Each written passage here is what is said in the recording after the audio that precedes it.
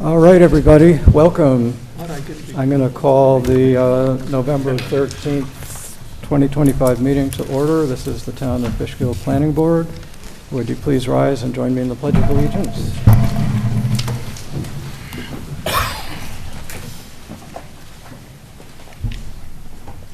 Allegiance to the flag of the United States of America and to the republic for which it stands, one nation, under God, indivisible, with liberty and justice for all.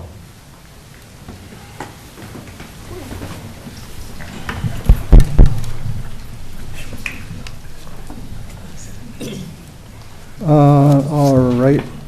We should have 6 voting members here tonight, although one is still not here.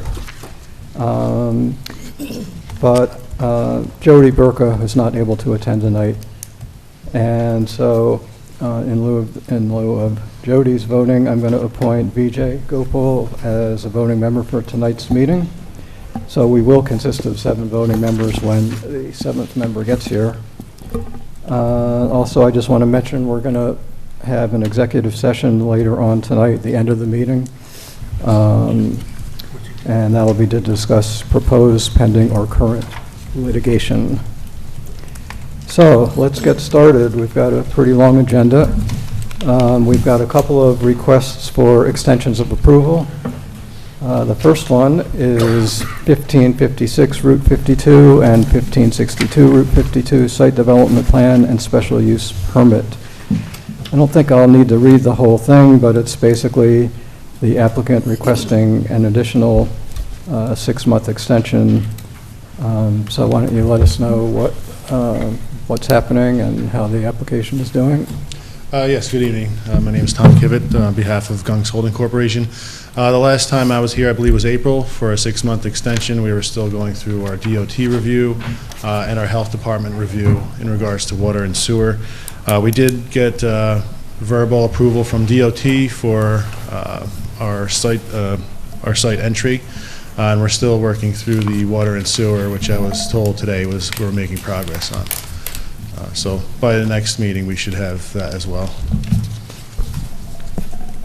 All right. Yeah, are there any complications on that, the water and sewer aspect of it, or? I'm not involved in the discussions there. I'm following along, so I was told that there was progress being made on that. That was as far as I know. Okay. Any questions or comments from board members? No comment. All right. And as always, we do ask ourselves whether another 6-month extension is appropriate or whether it could or should be shorter. But this one seems to be moving along pretty well, so I would be okay with it.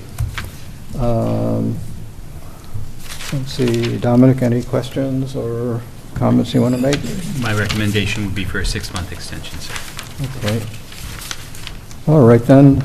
Would someone like to make a motion to approve a 6-month extension of the resolution of preliminary and conditional final approval for the 1556 and 1562 Route 52 Site Development Plan and Special Use Permit? That would go to June 8th, 2026. So moved. Second. Anthony moves it. Fred seconded it. Any further discussion? All in favor, please say aye. Aye. Any opposed? Any abstentions? All set. All right, thank you. Thank you. Have a good evening.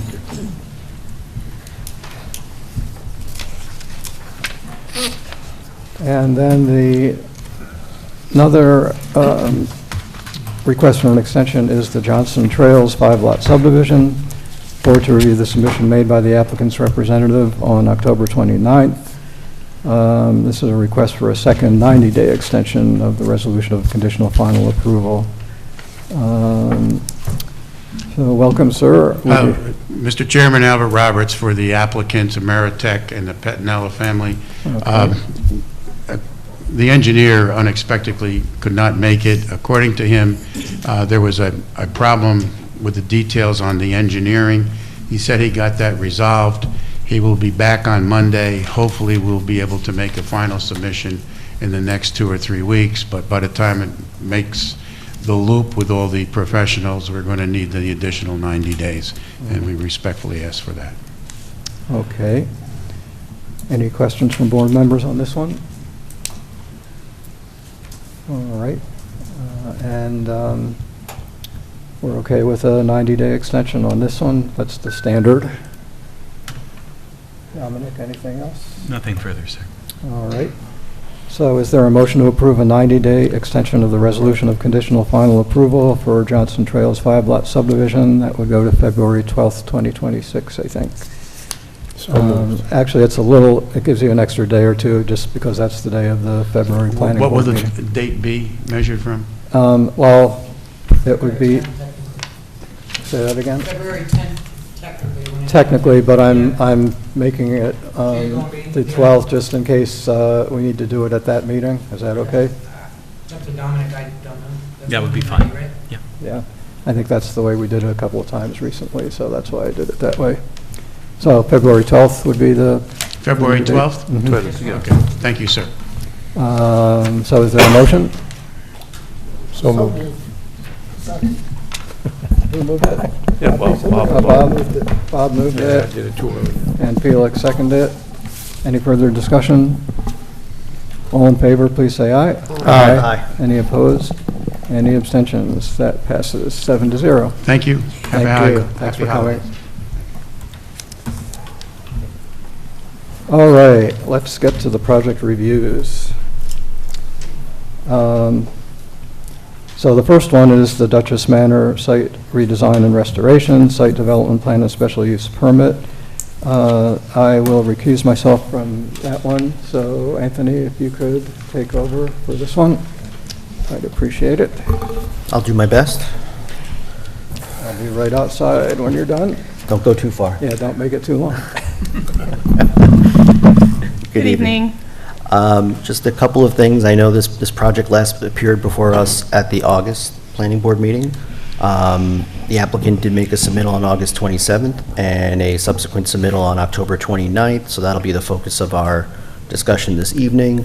This project was on the agenda for October, deferred till tonight, and then we'll talk about later. We also received a letter from New York State Parks that we'll discuss this evening as well. Good evening. Okay, good evening. Please let us know what's happened since our last meeting. I know you've also provided a presentation as well, so. Yes, thank you. We're pleased to be here tonight to discuss the Duchess Manor project and address some of the concerns that have been raised, including how HHFT conducted the traffic study for the Duchess Manor project. Mike Beatty from AKRF is here specifically for that purpose, to discuss traffic. And Amy Casala will also walk through the landscaping and other improvements proposed for the site. There's been a number of public comments over the past few days, few hours even. Most of them are objections to the Fjord Trail, including the determination by New York State Parks to permissibly segment the Duchess Manor project from the Fjord Trail. That's the letter that you referred to. And Parks explained their rationale in that letter, and New York State Parks is reviewing and responding to all comments received on the draft generic environmental impact statement for the Fjord Trail, including comments from the town of Fishkill Town Board and people living in and around the town of Fishkill. And I would just note that while it's not the responsibility of this board to respond to comments on the Fjord Trail project or the environmental review that's being conducted for the Fjord Trail project, which is what Parks is doing, we understand the source of the board's concern and that you want to make sure that the environmental impacts associated with the Duchess Manor project that you are reviewing takes all of the environmental impacts into account. And that's exactly why Mike Beatty is here, to explain that the traffic impacts of Duchess Manor have been analyzed per the requirements of the town's traffic consultant, and also in combination with the expected traffic impacts from the Fjord Trail. But he'll walk you through all that. And just in terms of process, we're asking tonight that the board schedule a public hearing next month. And would just note that we are receiving a lot of public comments already, and opening the public hearing next month in December would not preclude the board from making a determination under SECRA after the environmental impact statement for the Fjord Trail is available. So those are just my initial comments. I'm happy to answer questions from the board members, but perhaps at this time we should turn it over to Amy to go through the presentation, unless you want to. Yeah, unless the board members have any comment based off of the opening statements. Yeah, I don't know if the board has any initial comments up front based off of what was just, okay. Yeah, if you can proceed with the presentation for this evening, we'll start there. Okay. And then we'll move over to our comment letters and discuss further. Okay, great. She's here, she just left for a second. Yeah, that's it, I think, the presentation slides.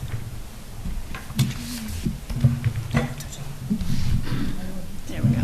Yeah. You okay? Yeah. Nope, I think we got it. You're good. Got it, thanks. Okay. And we've updated the site plan to capture all of the edits received from your professional staff. And also, I'm going to highlight more just the ongoing conversation we've had with neighbors and how we've responded to the comments there, which really many of them amount to the buffer and the proximity of the parking to the nearby residents. So that's the southern vegetated border, and then Mike's here to talk about the cumulative traffic impacts. So the site plan has evolved over time. When this was back in 2024, so we had the parking plus some overflow lot on the southern edge here where you can see that, and it was grass at the time, and we had this buffer planted in here which was 20 feet wide or deep. And so that's the vegetative buffer we had talked through, and the neighbors seemed to like that buffer. And we got distracted with reconfiguring the site. And while our intent was to put the buffer back in, that didn't make it into the drawing. So you can see it's here, but we have a planting plan now established for it for the 20. And this basically responded to a few comments we had received about really prioritizing the parking for most of the time up in the lot that's currently serving the manor. And this had always been used for events at the manor as overflow parking, and that's what it is now as well. So overflow parking here, so it would not be parked all the time, and there would be a gate prohibiting people from going there. So most days it would look more like a lawn with some vegetation. But we've also taken another look based on comments on that.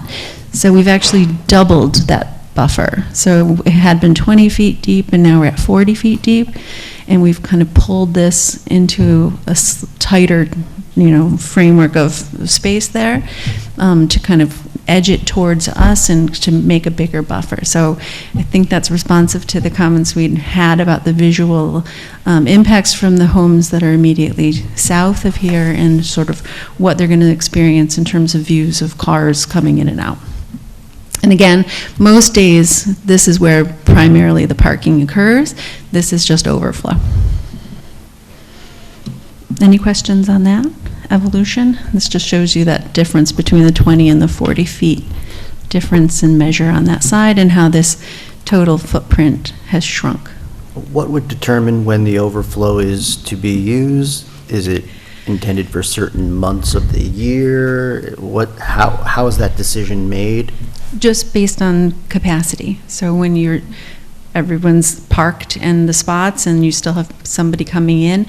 So this would be more like When you look at the seasonal nature of visitation for trails, it's sort of higher in May and then higher in what we just went through, sort of late September, October. It's the foliage, right? So people come out for the foliage, but other than that, it sort of dips a little bit in the summer. So, and then you'd be really looking at weekends or holidays, and so it's not on the weekdays. It's pretty quiet, so I wouldn't anticipate that being used. But in the peak season months, on weekends particularly, is when that overflow would be used. How would, oh, sorry. Go ahead. Okay. How would somebody know that the overflow lot is open, or the primary lot is full, or the overflow lot is full?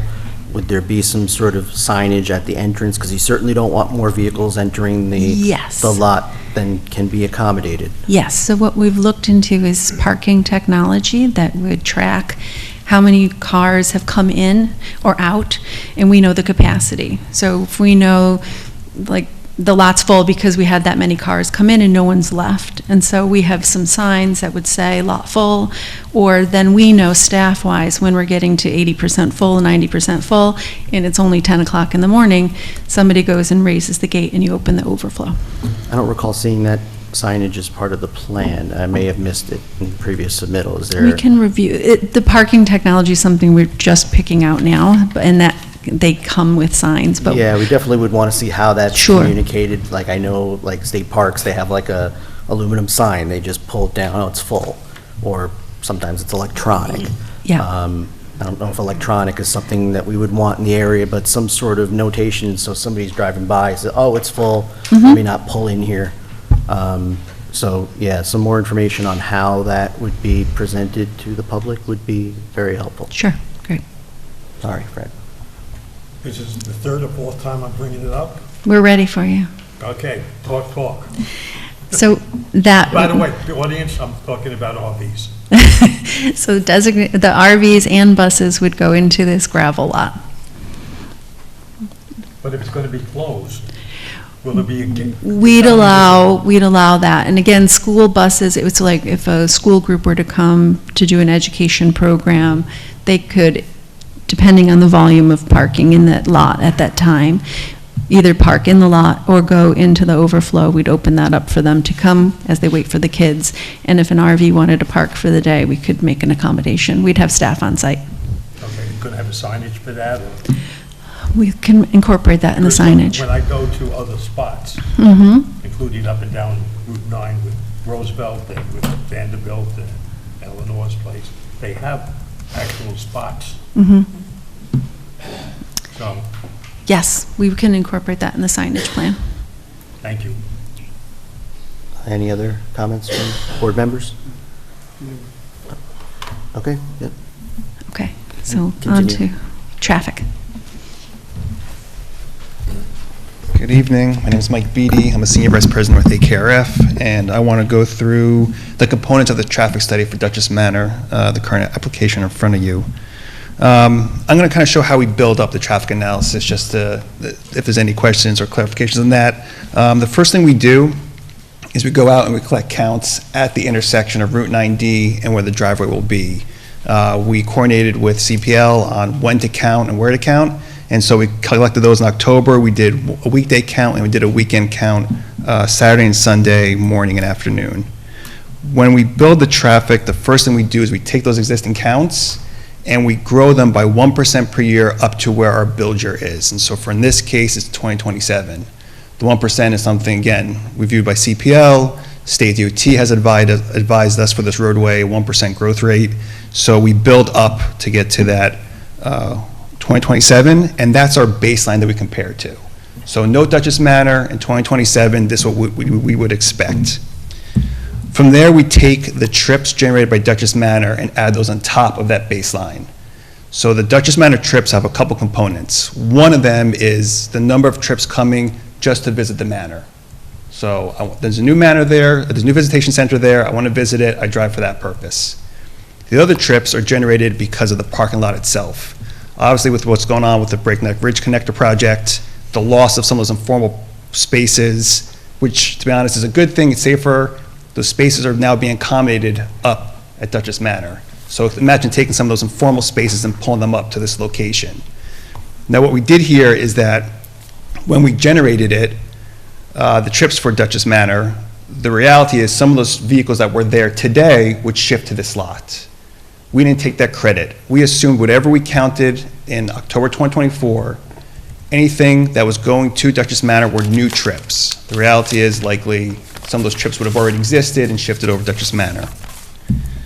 When you look at that new 2027 traffic volumes with Dutchess Manor, the intersection itself, that driveway, operates at an acceptable level of service. You probably have heard it before, we give a grade to it. In this case, the driveway itself operates at level service B. In our world, that's an acceptable level of service and a good operating condition. Something to note with that study is, you may have seen on the site plans, in the northbound direction, a left turn lane. That's something that's being proposed, but it's under state jurisdiction, so they need to approve it. So our study assumed no left turn lane as a more conservative approach.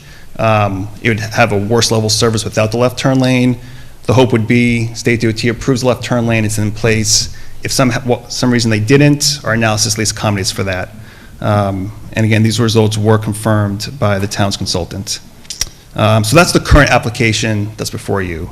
I know there's then questions of, well, how does this fit into the bigger picture with Fjord Trail? So the idea with Fjord Trail is that same process of building up the traffic. So in this case, we had existing counts, we grew by 1% per year, this time up to 2033. But then what we've done is the trips generated by Dutchess Manor, part of the current application, were added, well, not added, they were part of that baseline. So our 2033 no build is existing growth in Dutchess Manor. So those trips are in the system for our analysis.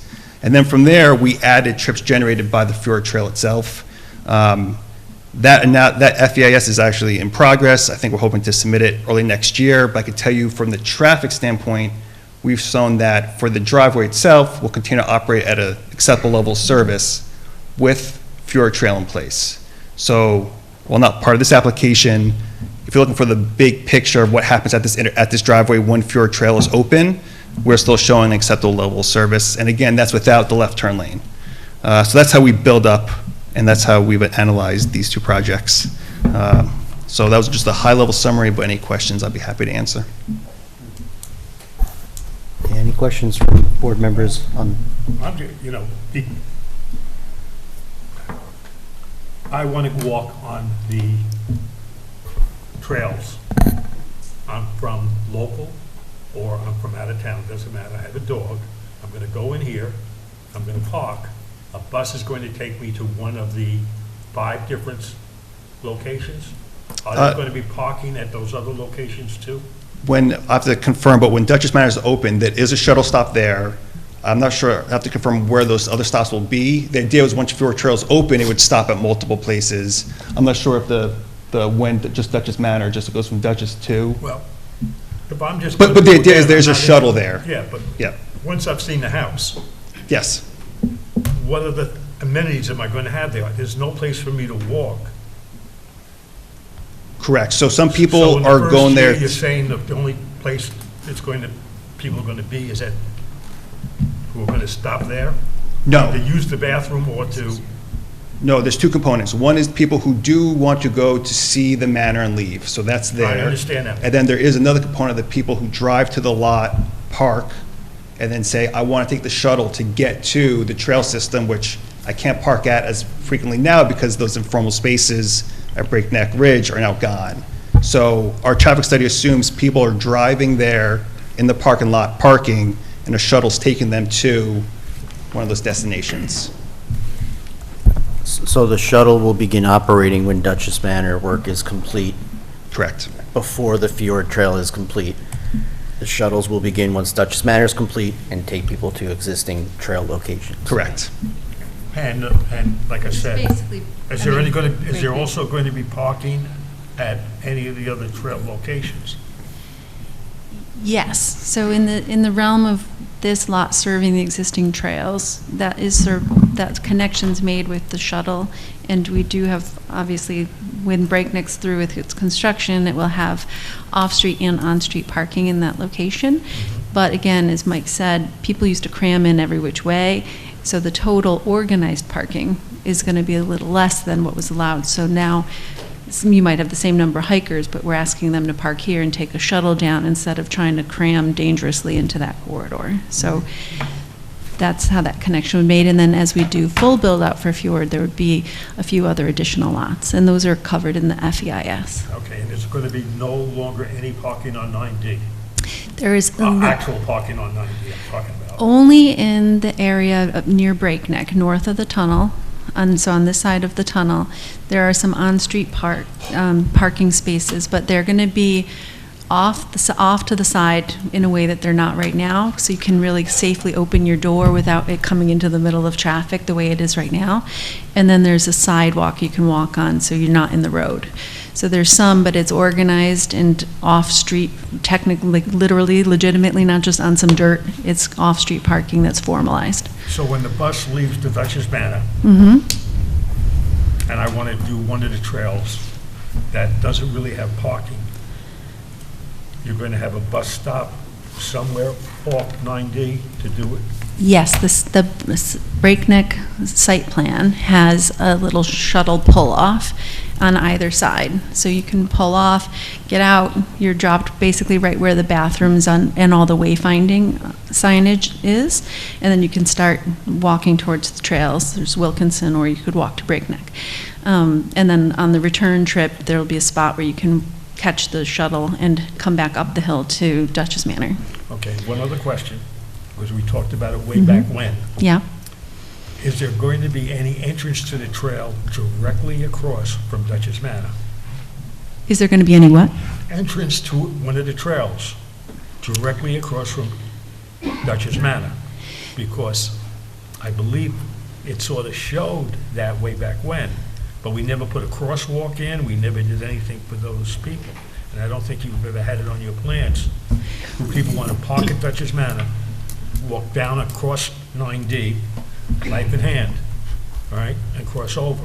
Mm-hmm. Is there an entrance to a trail at that point? So in the FBI, in the whole master plan, there is that trail contemplated.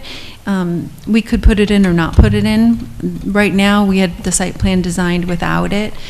We could decide in the future to add it in, but I think we have to wait till the environmental review by state parks is done before we can do any of the things covered in that environmental review. And we would have to have a conversation with DOT about the crosswalk and pedestrian crossings. But the crosswalk really relates to the Duchess Manor. So I don't know. I'll throw it out there. You know, do you understand what I'm getting at? Yeah, I do. So is the request to... And he's never shown, we talked about it way back when. Mhm. I mean, but that's, and it's never been put in the plans that I've seen. Because right now, we weren't planning to move forward with it, but we could, like at this time, right? So what we could do, though, is to show you how that would be done when it's done, so that it can be considered with the rest of the site plan, if that's would make you more comfortable.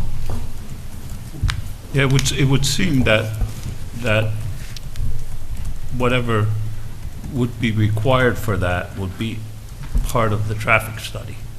So if there's a stop sign or a yellow light or whatever the case may be, you'd have to consider that as part of the Duchess Manor project, because as you said, the crosswalk would be associated with the Duchess Manor project. So you'd have to make a decision now, right, or come back. Okay, so we'll need to talk to DOT, because we have not had that conversation with them, but we can see what we can show and what answers we can have before the next meeting on that topic. I have another question on the traffic study. Could you, in layman's terms, describe traffic approval for something called B? Sure. Versus A versus C? Absolutely. Which is better? Is it better Yeah. to be C, less traffic, or is that A, less? Great question. So we look at traffic in terms of delay, how long you're waiting to make a movement. What we've done in the industry is assign a letter grade to that movement. The problem with the letter grades is when we get something a level service D, which I'll explain in a second, From school, that sounds bad. Level service D in our world is acceptable. DOT takes whatever. The less delay, the better the level service. So if you waited less than 10 seconds to take a left out of the driveway, that's an A. If you waited anywhere between 11 seconds to, I think it's like 25, it's a B. And then it goes from 25 to 55, a C, and so on and so on. And those thresholds change if it's a signal or unsignalized. But it was just a way of, instead of saying seconds all the time and have all these seconds, we grouped the seconds into what people thought was a comfort level, and we assigned it a letter grade, and that's how it comes to be. So in our world, for an unsignalized intersection, level service D ends at 55 seconds. Anything below that is acceptable. When I say we're level service B, we're somewhere between 10 seconds and 20 seconds. We're in that realm. So is that, so the B would then be associated with the capability or the time delays with left-hand turns? For a side street stop, that's the case, because typically if there's through movements, you're not stopping. Some minor stops, if you were taking a left turn, you had to wait for oncoming traffic. And that's why in this case, if it's allowed, we have that left turn pocket. But really for an unsignalized intersection where the stop sign is, which would be from the driveway, that's the critical level service. So that's the B. 9D would be level service A because you're not really stopping on 9D. Well, that's one of the concerns that I had was the queues that build up both in the northern and southern direction on 9D associated with the service level B on the turns. How big are those queues? So on 9D, there's practically no queues. The reason being, the only queue that's occurring is on the driveway itself, because that's where the stop sign is. They have to yield, then they come out, that's level service B. If you're on 9D and you're coming southbound, technically nothing should stop you from taking a right in, so there's never a queue. Northbound, if you're under the conservative assumption, no left turn pocket, if you were to wait to take a left turn in, you might build up some queue, but from our level service, that's like 2 seconds of delay, it's pretty quick. The idea would be DOT would accept the left turn lane, so anyone who's taking a left is out of the travel path of the through traffic, and northbound shouldn't experience any queues. So really the only queues you should be experiencing is people trying to leave the lot. But 9D should continue to be a free-flowing segment the way it's designed. Is that, when you say that, timing that you're saying, is that like a net average of high and low? It's a weighted average, but for an unsignalized intersection, the through movement is pretty much 0 seconds, minus a wait if you have to take a left and you're waiting for people to come. But it's a weighted average, so at an unsignalized intersection, your through movements on stop signs are typically 0 seconds of delay, but it's your side street for this type of thing that controls the intersection, and on average, you're waiting somewhere in that 10 to 20 seconds, which is acceptable in our world. Quick question, as far as like we were talking about the Wild West parking at this point of everybody, who is going to coordinate that and enforce that? Is it DOT? Is it local? Is it state? So we've talked about in probably multiple departments just to kind of spread it out. So the parking enforcement in terms of like, did you pay to park and are you parking correctly? Our staff can have a role in that, but in terms of ticketing or other traffic violations, that serves in with the police. So it could be state police or state park police or local department. Yeah, because I'm just thinking that it's going to take a while for it to be whatever, because people have been doing it for years. I've been going by there, so. So when the Washburn parking lot went in just south of there, and there, during construction, people started parking on the road north, which they had never done. And so when that lot was reopened, we worked with DOT and state parks, put up no parking signs, and then had like 2 weeks of enforcement, and it did change the behavior. But you do need that kind of hit right when it opens of enforcement to make sure that behavior kind of shifts into the new pattern that you've built for. Is this the major parking spot along the whole trail for people with cars? I know people coming by trains on either side, they don't have a car, so we don't have to worry about it. But is this this one is going to be the major parking lot on the whole trail? It is the largest, yeah. Could you remind me what the proposed frequency of the shuttles are going to be?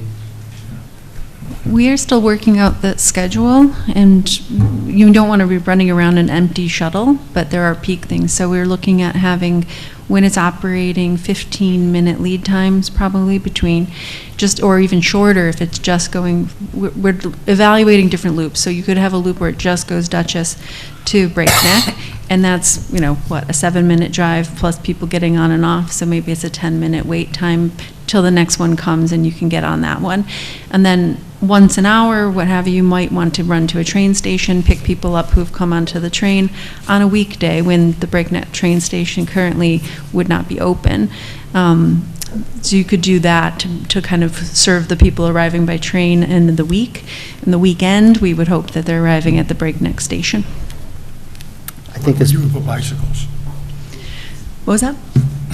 Bicycles. Right. Yes, bicycles. So the shuttles would have the capacity to put a couple bikes on it, and we'll have bike parking throughout at the different lots for you to have your bike. Are you going to be renting bikes? I might not be, but a vendor might be, yeah.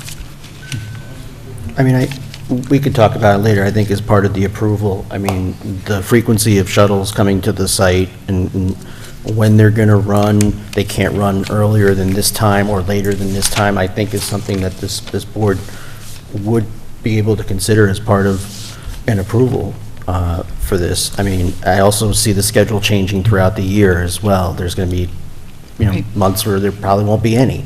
Right. Or very few. Right. So I, as part of what this board needs to consider, I think something has to be presented to us in terms of what that plan is, because I think that's a big part of the impact of the site.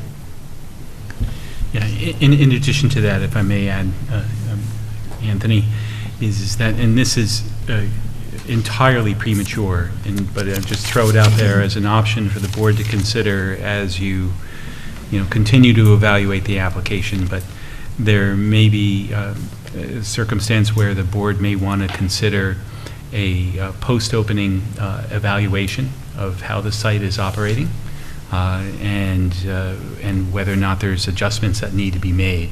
Basically, a post-opening traffic As a condition? Analysis, as well as site functioning analysis, and that way, with an obligation to come back to the board, adjust as necessary in order to make sure that the project is operating as intended and as it best can. But once again, I think that the initial step right now is that the applicant's requesting a public hearing. Sure, yeah. So, Any other comments about what was presented this evening? Oh, sure. I have a couple questions. We've been receiving lots of emails about different things, and one of them, and I have to agree, first, how do we come up with 181 spots? Why that many for this particular spot? Because what is the primary purpose of the site? What's the primary use? Is it a visitor center, or is it a parking lot? It's a visitor center that people will come to, so you Right, typically okay. want to have some parking there. And then, as Mike was saying, there's different, so staff, it's also our staff offices. So we have some parking spaces that are counted in for the staff, some that are counted in for people just coming to the visitor center, and then some people who will be taking the shuttle down to Breakneck. And so it's 181, but that's, what we've heard from the property owners we bought the property from was that when they had the wedding events, it could be 200 cars. So we've kind of reduced what used to be at that site in this scenario. But that's two different things. What they did and what you're doing is different. The question is, how much does a visitor center need as far as parking? It almost seems like it's too much parking, and unless it's a parking lot. And to me, those are two different uses. So I think there's two things. Again, we're also trying to accommodate the loss of informal parking at Breakneck Ridge. Right. So depending on when you count, you could count 160 vehicles out there, you could count almost 200 vehicles out there. What's only being provided at Breakneck Ridge, I think, is closer to like 100, just over 100 spaces. So there's this demand for close to 100 vehicles that want to go somewhere that is there today. And so there's that part. The visitor center, if you look at some projections, it could be anywhere from 35 to 40 spaces during like a peak. And then you have some staff there as well. So that 181 is kind of like in that realm of in that peak time, which is why it's not 181 striped, there's the overflow part. But we have to remember, it's not just the visitor center. There is a loss of parking in this corridor that we're trying to accommodate and shuttle people back down there, which is, again, that's also a safety measure too, which is why I think it's fantastic. But that 181, when you start thinking about what parking's been lost to pull back up there, it's kind of reasonable with when you account for the visitor center also, which could see somewhere in that 30 spot realm. Because, and here's some, I might need Dominic or our consultants to help here. Because then the question for me is, what's the use of this property? Because if it's a parking lot, and that's what we're doing, we're trying to accommodate parking, is that a use that is accepted in the RB district? I looked, I couldn't find parking lot anywhere in our code. I found visitor center, I found, a conference center, but I didn't find anything that would, because then the question is, what's the primary purpose? So this is a multi-purpose site, Okay, right? It's understand, but- offices, Right. it's a visitor center. I understand, but what's, the question I'm having here is, what's the use? Because the use is really, it's almost like we're going, we need parking, and we're gonna put it here. And it's almost like we have a parking lot where we're putting a visitor center in, not a visitor center with parking. And the question then to me becomes, is this a correct use of this district to have a parking lot? So this is, the proposed use is not simply a parking lot. But that's what it seems like. So I guess I would just urge you to be a little bit more flexible in your thinking. Like, there's a number of uses here. So the RB district allows a lot of different uses. It allows commercial, it allows recreational. And so what's proposed on this site is really a combination of the uses that are allowed in the RB district. And what are those? What is the actual, again, I'm trying to get to the primary purpose of this. Because yes, we're combining stuff, but to me, the primary use right now is a parking lot. Because that's what everybody's kind of working on, is how do we get, you're talking about people parking, shuttling them over somewhere else so that they can, visit the trails. I think the trail idea is a great idea. I'm hoping one day use it, but the question is, what is the actual use of this parking? If it's a parking lot, then... But I guess it's not a singular use. Again, I'm looking for the primary purpose of it. The primary purpose is a visitor's center with offices to support a recreational use So then and if it's a parking. visitor center with offices, then I think we should look at the required parking for a visitor center with office, instead of saying we're gonna increase this and max out the parking. Can I chime in a little bit? Yeah. And mainly because I live over on the other side of the river in the area of like New Paltz and Rosendale. And I originally moved here in '84. And the trails were pretty expansive up in the Shungum Preserve and Minnewaska and all these places. And there had been a chronic problem, rock climbers coming up, parking on the side of the road where the side of the road is like that. And so over time, what Mohonk Preserve and Minnewaska have done is created nodes where people can go. For example, Shungum Preserve, if you're going up 299 and you go up 4455 through the hairpin, there is a visitor center there, and it basically is a building that has, of course, it has bathrooms, places to sit, but it has exhibits to look at that talk a lot about the preserve and what's out there, what kind of animals, what kind of plants, what kind of scenery. You can get trail maps, you can get books about the history of the Gunks and the people that used to live there. Of course, bathrooms, places to just sit and rest. Yeah, a place to park your car until you're done wandering around the trails as much as you might want to or not. You know, some people just go for a couple miles, some people go out for 6-8 miles or more. So those different nodes, and there's another one that's closer to New Paltz. You just go outside of town past the farmer's market, and there's another one they just built because it was needed so that people could go to the lower trails if they weren't big on getting up into the mountains. So if they wanted to just walk across a beautiful field. And those have been absolutely a gift to the surrounding communities, because otherwise you would have people either wandering and not knowing where to go. So now they have visitor centers that instruct people or provide them information about different places where you can hike and where the facilities are. And also places that are closer to town if you don't want to go way out into the mountains. So that has helped the community. And the other thing that it's done, it's helped to kind of ease up on the traffic, except after sundown when everybody comes out of the mountains. It's a little crazy.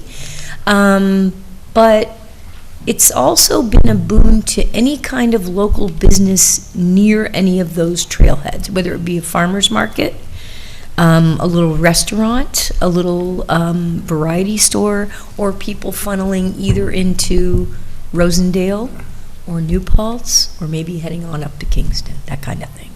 So those little nodes have kind of helped things become more integrated. People that want to visit have more options if they don't want to walk far, or they do want to walk far, and also places to visit in the community nearby. So it's been a huge safety thing too, because people did park on private roads, private driveways, on the side of the road, not really thinking that much about how far their car was sticking out, that kind of business. So that's my little spiel about how it's been positive over on the other side of the river. And I believe, I'm not sure how many people go to these trails. I've hiked on the trails, and I remember parking, and the car was kind of like this, and it was a little scary. We had a wonderful hike, and when we had parked, there were easily a dozen cars parked in a similar fashion, or more, maybe 20. And when we came back, there were still quite a few cars because people were still coming out of the woods. So it also eliminates a constriction of that road that other people are using just to get from place to place. They don't want to have to worry about cars on the side of the road, doors opening, et cetera, et cetera. So that's the way I see this, as a way of managing people that are going to come anyway and figure out some way to get to a trailhead, whether it's practical or safe or dangerous or not. So I don't know if that helps answer your question, but the reason I think a visitor center makes sense, at least in our community and possibly here, is that you can go in, learn something about the area, the Hudson, whatever will be on display there. There are bathrooms, there are places to just sit and rest, maybe drink out of the water fountain. Ask people that work there questions you may have, that kind of thing. So I don't know if that helps or not, but that's the experience that I've seen on the other side of the river. Yeah, and we spend so much time focusing on this part of the project, but what's happening in the house, right? So in the historic structure, the first floor would be a visitor center, so different displays for people to go look at, potentially some school programming that happens in there. There'd be a little shop where somebody could go grab a sandwich or a bottle of water or a baseball hat. So you'd have just that little foot traffic going around. You also have behind, and here, this is a lawn. There'd be food trucks here. You could have some picnicking here. So people could just be spending time there, almost using it like a park. And then this space here, which we showed some images last time, is that sunken courtyard. So again, additional space where you could have a small event, or you might have another class could use that as like an outdoor classroom, and just kind of take the tables. So there is different opportunity for programming that doesn't exist, but that's all part of what a visitor center function is. Yeah, I think your comment about use is a good one, and probably one that we can revisit as we move forward in the review process. I think at this point, I'd like to get to the review memos, and then we can circle back if there are any other comments, and then to kind of talk about some next actions. So I know Dennis Lynch of MJ Engineering provided a comment memo. Dennis, if you wouldn't mind going through that review. This is our comment letter dated November 10th. Going thin, there's some, kind of go through, give the project background. We note on seeker that it's going to be a type 1 action, and that CPL will be doing the actual seeker review. Again, going through, we note that this is, does need a special use permit. The board, the applicant did submit a narrative discussing how the project meets those requirements. The board would have to review that and determine whether what the applicant is proposing and has provided meets those and satisfies those requirements. Again, it's also in the aquifer overlay, so there are some additional requirements they need to meet for that. A lot of the technical comments they had addressed. We do have some minor comments just for some additional spot elevations on some of the flatter areas. We did have some minor comments on some of the landscaping, some species, and then there's actually some spots where the plan they put together is very well designed. Actually, in some spots, it's almost too much. We did make one comment about just making sure that the site distance was maintained throughout the site. We made comments that it would have to be reviewed by the Board of Health for the on-site septic and well.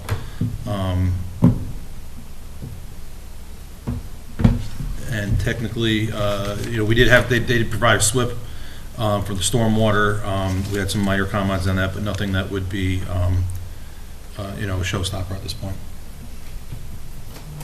Okay. Any questions for Dennis on the engineering letter? All right. I'm not hearing any, so Liz, we'll go to your comment memo, CPL's review letter. Okay.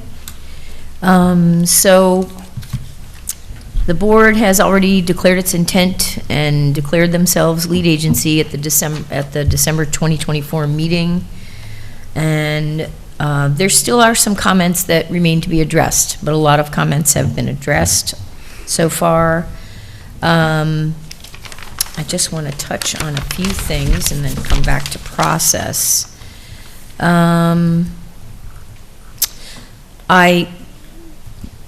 Related to the full EAF, the submitted lighting plan needs further evaluation, but there are a number of lighting comments provided in the memorandum on page 3, number 9A through F. And I think it's pretty important that those be addressed given the proximity of, residences nearby the site in order to move forward. The planning board will need to issue a certificate of appropriateness as part of the required approvals because it's a historic site. And so that will be done at a later date. Let's see. We already have some information about dealing with alteration of the building. It's a historic building. And let's see.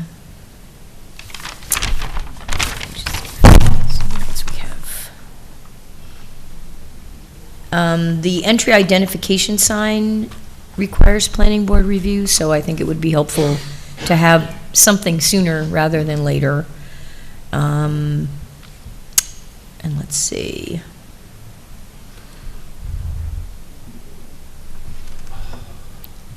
A two-sided sign, I think, would be optimal. the sign, it wasn't clear, the proposed monument sign, whether it was one side or two side. It looks like it would be 32 square feet, with each side being 16 square feet. But more detail on that would be helpful.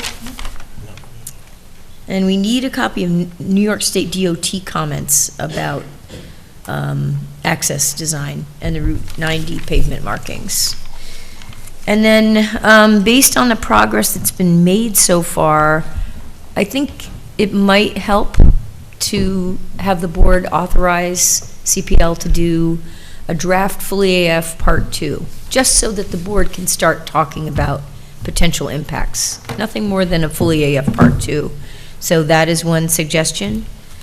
And another thing I think would be a good idea would be, and this is per conversation with Anthony, possibly setting a public hearing for December, just to allow people to start to make verbal comments, and it could be followed by a written comment period, and of course, depending on how the hearing goes, the planning board might either close the hearing and have written comment period, or continue the hearing into January.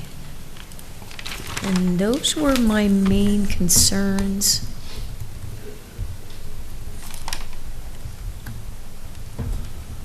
And then I guess I was also looking, this is another point that Anthony brought up, to find out whether or not herbicides or pesticides would be used on the site. And I did do a little bit of looking today, but I didn't find any clarity in there. And the screening looks somewhat sufficient, but it wouldn't hurt to have something a little more substantial. Like, the purpose of the buffering is primarily low types of plantings. There are some existing trees that are going to be retained also, shown on the plans. But it might be nicer to have some higher plantings around the site, especially around the frontage, so.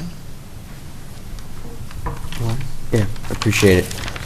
Yeah, I agree on the last point. I think something more substantial for day one in terms of visual buffering along that property line is probably warranted and should be explored, so thank you. Thank you, Liz.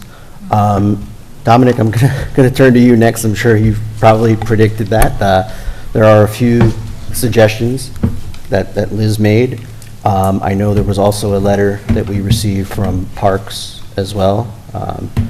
So I was hoping you could maybe speak to the recommendations that were made and what your thoughts are on that. Yes. And then perhaps speak on the letter we received from Parks. Sure, if I could do them in reverse order. Please. Thank you. Because I think it's important, in the letter from State Parks, it was a very clear statement from State Parks as to their position regarding the Duchess Manor application pending before the board, and how, while they are concluding their generic environmental impact statement process, which has already been subject to public comment, extensive public comment, but they are finalizing their FGEIS, their final generic environmental impact statement for the Fjord Trail. They made it clear and advised this board that they do not consider it to be segmentation for this board to consider this visitor center as a separate application. In fact, I think it was the entire purpose of why they did not include the Duchess Manor as part of the Fjord Trail environmental review being conducted by the state, because they wanted to make sure that the town, and in particular the planning board as lead agency for the Duchess Manor project, could have a prominent and first role in reviewing potential impacts associated with the Duchess Manor, rather than having those conclusions dictated by Albany, for lack of a better way of saying it. And on segmentation, and I know that this is, it's one of those red coal hot buzzwords that gets touched upon in Seeker quite a bit, and I think that the letter from Parks clarifies exactly what's in the law, which is that segmentation should not occur when it is being used to break a project apart into smaller pieces so that you avoid doing a environmental impact statement. But in this case, the Hudson Highlands Fjord Trail is going through an environmental impact statement, so nothing was avoided in connection with that. Now, to Liz's point, like, this board has to make its own determination regarding Duchess Manor, and your focus is on Duchess Manor because that process that's happening at the state level for the trail is what's happening on the state level there. The state parks will make its decision as to how that project looks and moves forward, and that train has left the station, if you will. But this board, is focused on Duchess Manor, and the reality is that you have been getting a significant amount of public comment and concerns regarding this project. You're getting, and it's the board's practice to allow these comments to come in. As the attorney for the applicant said, like, even up to, the final hours before this meeting, there's been a steady receipt of emails, and we've been reading them all, and and I'm sure that all of you appreciate, that there are significant concerns raised by many in connection with this project. But the point is that there's nothing in the code that says that you can't have a public hearing, and in fact, you should be having a public hearing when the plans have reached this level of detail and the responses have been made. So I echo Liz's comments. I suggest that you do move forward with the public hearing. My concern is that it's getting into the holiday season, and what I think that people, even in the earlier middle part of December, are getting pulled in lots of different directions. And so my suggestion would be to count on the fact that the public hearing would be, if you decide to hold it in December, that you let the public know that it will also be continued into the January meeting.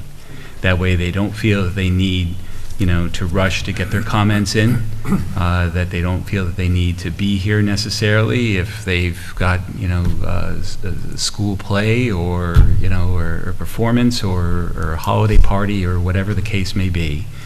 This project's been pending for quite some time, so, and in all likelihood, given the level of public comment that you've been receiving, like, we'll probably have a lot of public comment at the December meeting, and you may not even be able to close the public hearing that night.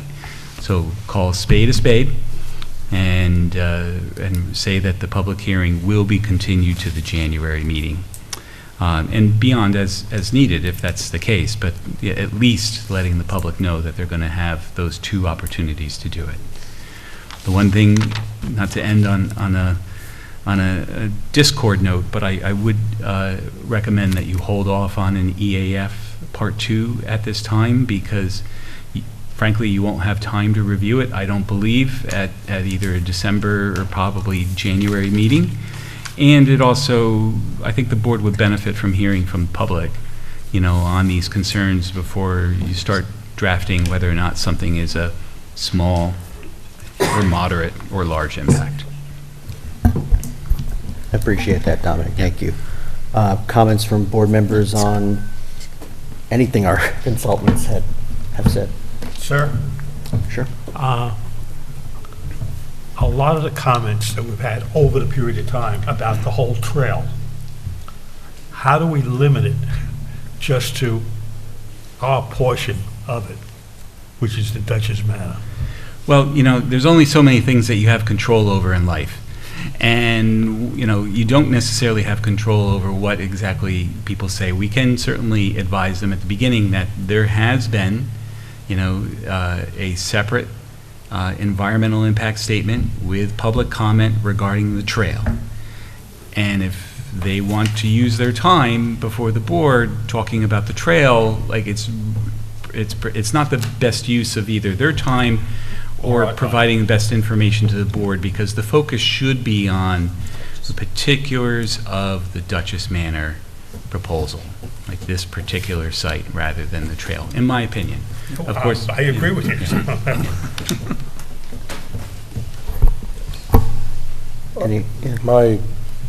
I just want to come back to the parking and what he was talking about, the spaces, the amount of spaces and stuff. And then Fred's comment about RVs coming in possibly. So you have 181 spaces, but that's, to me, I'm just saying about fitting in people, like an RV coming in, like you have an overflow lot, it's like you shrunk it down to 47 and looped it over to the other lot. But, you know, if you have larger vehicles, you're not going to be able to get 47 vehicles in that space. So really, and then the count of how do you know when you say, okay, then the lot is full if you have larger vehicles? I mean, that's the concern I think Fred was asking, and he was asking. I just kind of, it's just a concern for me. I guess maybe it's layman's. Yeah, it's a really good question. I will have to get a sense of how the tech deals with that, or if there's a way we can manually put it in. On a peak day, we would imagine when that overflow lot is open, we can imagine having staff kind of directing people that's where they should go, or volunteers. So I think I'll come back with an answer on how that gets tracked in the ticker. During this discussion, something came to mind. Are we going to lock the gate after dusk? Because anybody's going to be walking the trail. Should not be walking after, overnight, unless they're registered with the fire department. Right, so whoever. we would be dawn to dusk, right? So we do want people not going into that overflow. They should be leaving for the day. And so once that's cleared out, again, we have staff 7 days a week working the site, so they'd be there to kind of do that shutdown. Yeah, because it's sort of one with the lights, because the lights should be real dim after dusk because there's nobody left. Right.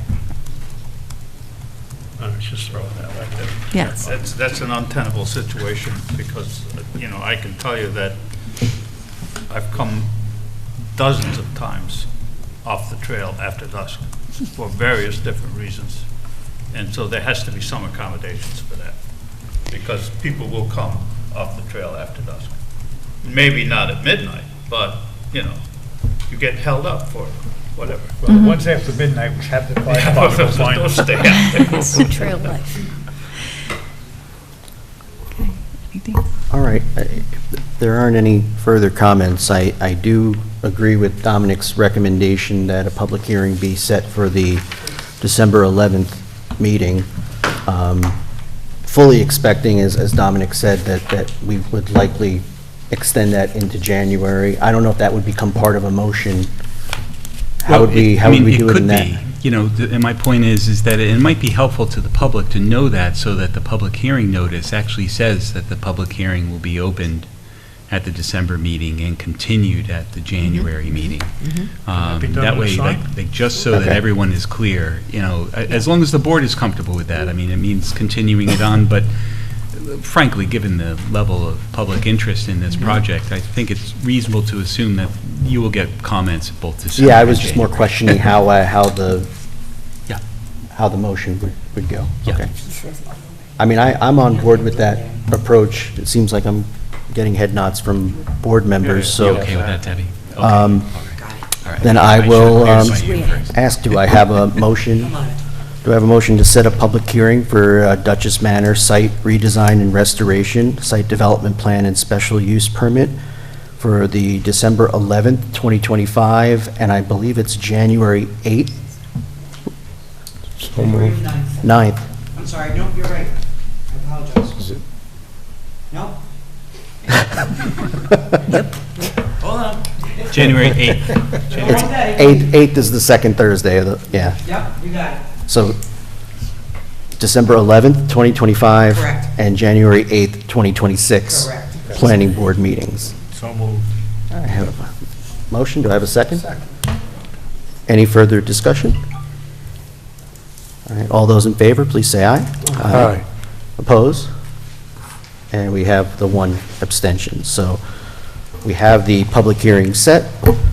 In terms of location and number of signs, You need to do that. I would suggest one sign at the primary entrance to the site on the southern side of the existing driveway. Has a little bit more visibility in both directions, with the signage facing the drivers.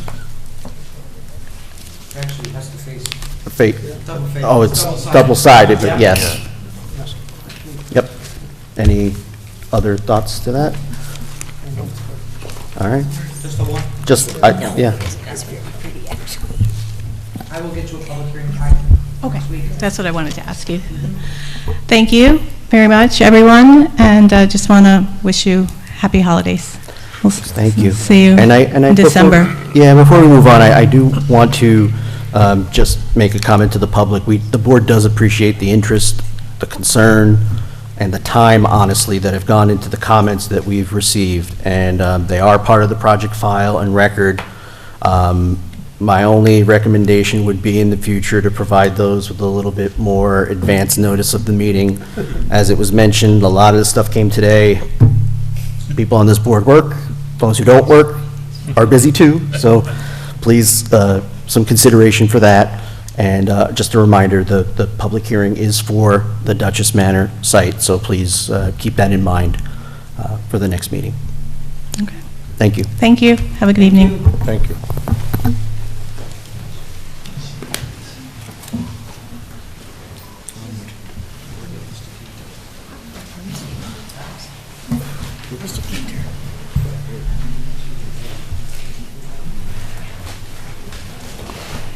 All right, John, I'm gonna head out of here. You got the rest of the meeting, right?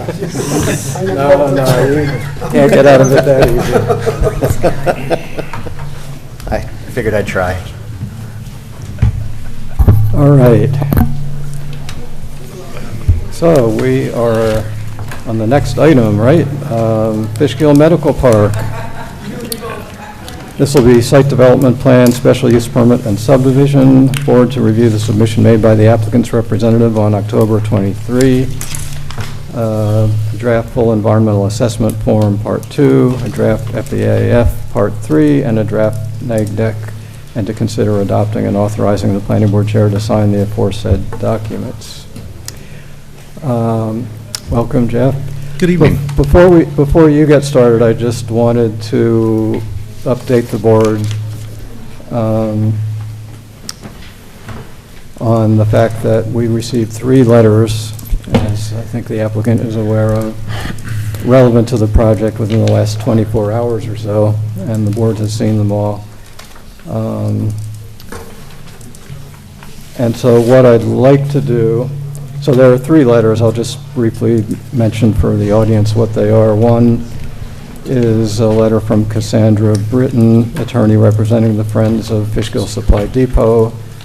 One from Rebecca Valk, attorney representing the applicant, and one from Jocelyn Ferguson, PhD scientist in archaeology from the New York State Office of Parks, Recreation, and Historic Preservation. So what I'd like to do first is just to ask Dominic Cordisco, the planning board's attorney, and Liz Axelson, the board's planner, to just kind of discuss these letters in a little more detail, just kind of to set the background of what we're going to be doing tonight. Yeah. So take it away for a couple of minutes. Of course. So, as you noted, the board received several letters today, and they're all relevant on this particular topic. You know, as the board is, you have a draft Part 2 EAF and a draft negative declaration to consider tonight. And this project, has been under review for some time. The board had originally classified it as an unlisted action under seeker, meaning it's not a type 1 action, and also it's not a type 2 action. It's everything that's in between. And we received a letter today from the Rodenhausen Law Office that, on behalf of the Friends of the Fishkill Supply Depot, that opined that the project should have been classified as a type 1 action as a result of its even though it would be otherwise an unlisted action, but because of its prime proximity to the Fishkill supply depot. And we did confer, Liz and myself, in connection with that, and it does appear that the action should have been classified as a type 1 action. And there's really two consequences of classifying something type 1 compared to an unlisted action. So the first consequence is that a coordinated review is mandatory in a type 1 action. For an unlisted action, it's optional. In this case, the board conducted a coordinated review, so you've already satisfied that requirement of a type 1 action. The second aspect of being a type 1 action is that there is a presumption that a project may have more environmental impacts associated with it than an unlisted action if it's been classified as a type 1 action. And in connection with that aspect of this, the board has been thoroughly reviewing not only this project, but all aspects of it, as well as coordinating with the State Office of Parks and Recreation, which brings us to the second letter that the board received today. You received a letter from State Parks that indicated that they had no further comment regarding the project, that they felt that there was no impacts to any state parkland, and that the resolution and data recovery plan is being finalized in connection with the project. And so as a result, you know, while the box should be checked differently, it's not an unlisted action, it's a type 1 action, the review that this board, in my opinion, has been undertaking is consistent with what the law and also the particular facts of this application would dictate. I think Liz may have some more in connection with that. I think that, and correct me if I'm wrong, Liz, is that, but I believe that, you know, one of the reasons why that this wasn't classified as type 1 originally is because it didn't show up on the mapper, right, in connection with doing the original environmental assessment form. And so, and also it wasn't necessarily a comment from State Parks either early on, so it was something that just wasn't flagged. And we're fixing it now. Correct. And in my opinion, you know, not to speak colloquially, but it kind of falls in the category of no harm, no foul, if you will, because it's not as if, it would be different if the board had not circulated for lead agency, for instance. You know, it would be different if the board, you know, did a, you know, run-of-the-mill negative declaration without waiting to hear from state parks or otherwise. But that has not been this board's practice on any application, and certainly not on this one. If I may briefly follow up on Yeah, that. go ahead. Go ahead. To reference the letter that I submitted, which was the Yes. third letter you would have received. I figured you would talk about your own letter. Yes, yes, and I appreciate that.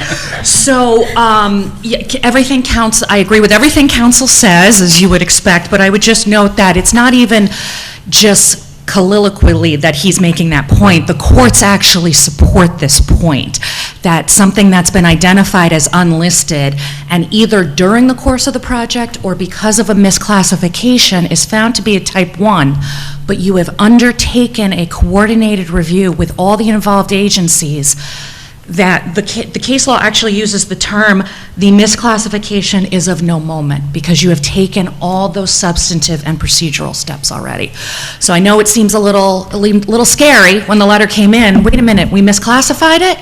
But it really, you did every step you would if it were a type 1 action. And I would note the second request in the letter was to hold a public hearing, which we have already done in March of this year. While you're at it, could you just give the reference to the court citation where that case occurred? Sure. It's actually in the footnote of my letter, just for reference. There's 3 cases. 2 are out of the 4th Department of New York State, and the last one is out of the 2nd Department, where we happen to sit here in Dutchess County. The first one is matter of Williamsville residents opposed to Blocker Redevelopment LLC versus Village of Williamsville Planning and Architectural Review Board. Do you actually want me to give the legal citation for the record? Are you happy with the... I think that's fine. Okay. The second one is matter of Hartford North Bailey HOA versus ZBA of Town of Amherst. And the last one in the 2nd Department is Friends of Portchester Parks versus Logan. All of them finding that processing as a coordinated review under an unlisted action, both when it was later determined to be type 1, satisfied both the procedural and substantive requirements of seeker. Thank you. Thank you. So Liz, I know later, we'll give the applicant team a chance to tell us about their updated submission, but I know you'll be talking about CPL's memo a little bit later, but do you want to add anything else before we move on? You know, just quickly, I did go ahead and mark that we do need to correct the fully AF Part 3 to change this to type 1. And that we also, I made a redlined correction to the seeker status to be corrected to type 1 in the State Environmental Quality Review negative declaration notice of determination of non-significance. So those minor things need to be done. And the only other thing I wanted to say was that we're at a point where OPRHP is satisfied with the data retrieval plan and avoidance plan. I know there are some minor things that need to be done with that, so the applicant is urged to follow up with OPRHP, get that all cleaned up. The resources that are discovered on this particular site, I kind of went back and looked at the platforms today to make sure I wasn't missing anything. I'd done it before, but I thought, well, let's try. But the resources on these sites really have to do with indigenous people. And there wasn't any reference to the Fishkill Supply Depot site, even though recognizing the proximity. And then I, expect that the applicant's folks would want to elaborate on OPRHP's review. And Dominic's already covered most of the, really covered most of the procedural things. So okay. Those are my main comments. Okay. Well, Jeff, do you want to come up and just give us a quick update on the submission? And as Liz mentioned, if you can, or if you would, just go over a little bit of what was involved with the Office of Parks, Recreation, and Historic Preservation, Sure. and them coming up with their final letter, basically. As far as I can tell, it's a sign-off letter on their part. It's yes, it's a sign-off on the mitigation plan. So the OPR requirements were for the applicant to have a certified archaeologist develop a data recovery plan. Data recovery means they are going to dig in the areas of the site that are considered to be likeliest for there to be some remains, not human remains, but remains of occupation of the site by indigenous peoples, and then recover the materials they may find, whether they're tools or remains of housing or whatever they may find. So that data recovery plan was developed and submitted. When we were last here, OPRHP had a couple of comments.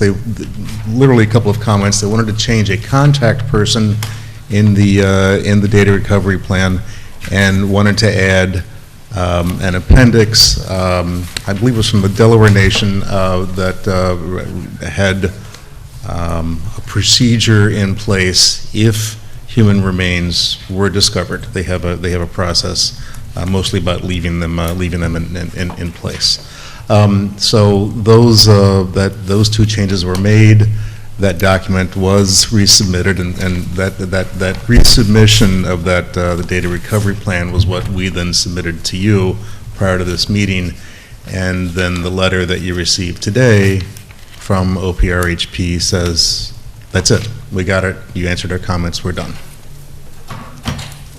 And I think that's where we are. Okay, thanks. Well, Liz, do you want to go ahead and start with CPL's memo, and then, unless there are questions on that, you could go right into the documents, the seeker documents that you drafted for us, and Okay. see where we go. I feel like there really aren't many comments left. Pretty minor things in the November 5th memorandum. I'm just looking at page 2. It has to do with showing and labeling certain areas. This has to do with the continuing archaeological work. So there's some of that on page 2. And then I'm basically reiterating some of the things that have occurred.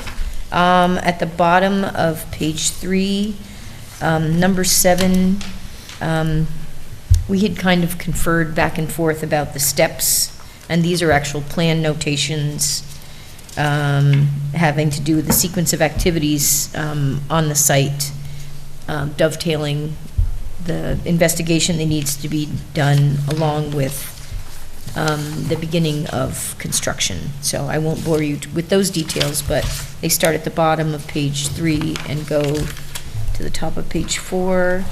And then there's just a few minor site development plan code lingering comments that I believe could be handily addressed. And all that could be conditions of approval, ultimately, in the long run. Yeah, so those are things like sign design. Yep. Wetland permit approval. Downstream drainage improvements fee, yes. Single delivery loading space, that kind of thing. Okay. And then the pathway for the force main, we could probably use a little bit more detail on that. I know there was a question raised at some point about the effect of this development on the aquifer, and I haven't made any more comments about that since the proposed force main has been shown on the plans. Because the concept is that being able to hook into the town's water and sewer helps tremendously in terms of not harming the aquifer, so. Okay. Any planning board member comments on the memo? Which sewer system are we hooking into? We have 4 projects in that area. Speak a little louder, Fred. How are we hooking in? Which water district are we in? Since we have 4 different projects going in that area. And it seems like each one's going into a different area. So you're going into, is this under the Blodgett Water District? Is it under the Village Water District? Is it under the XYZ Water District? I don't have the plans, so I couldn't tell you. Yeah, that sounds good. I thought it was XYZ, but no.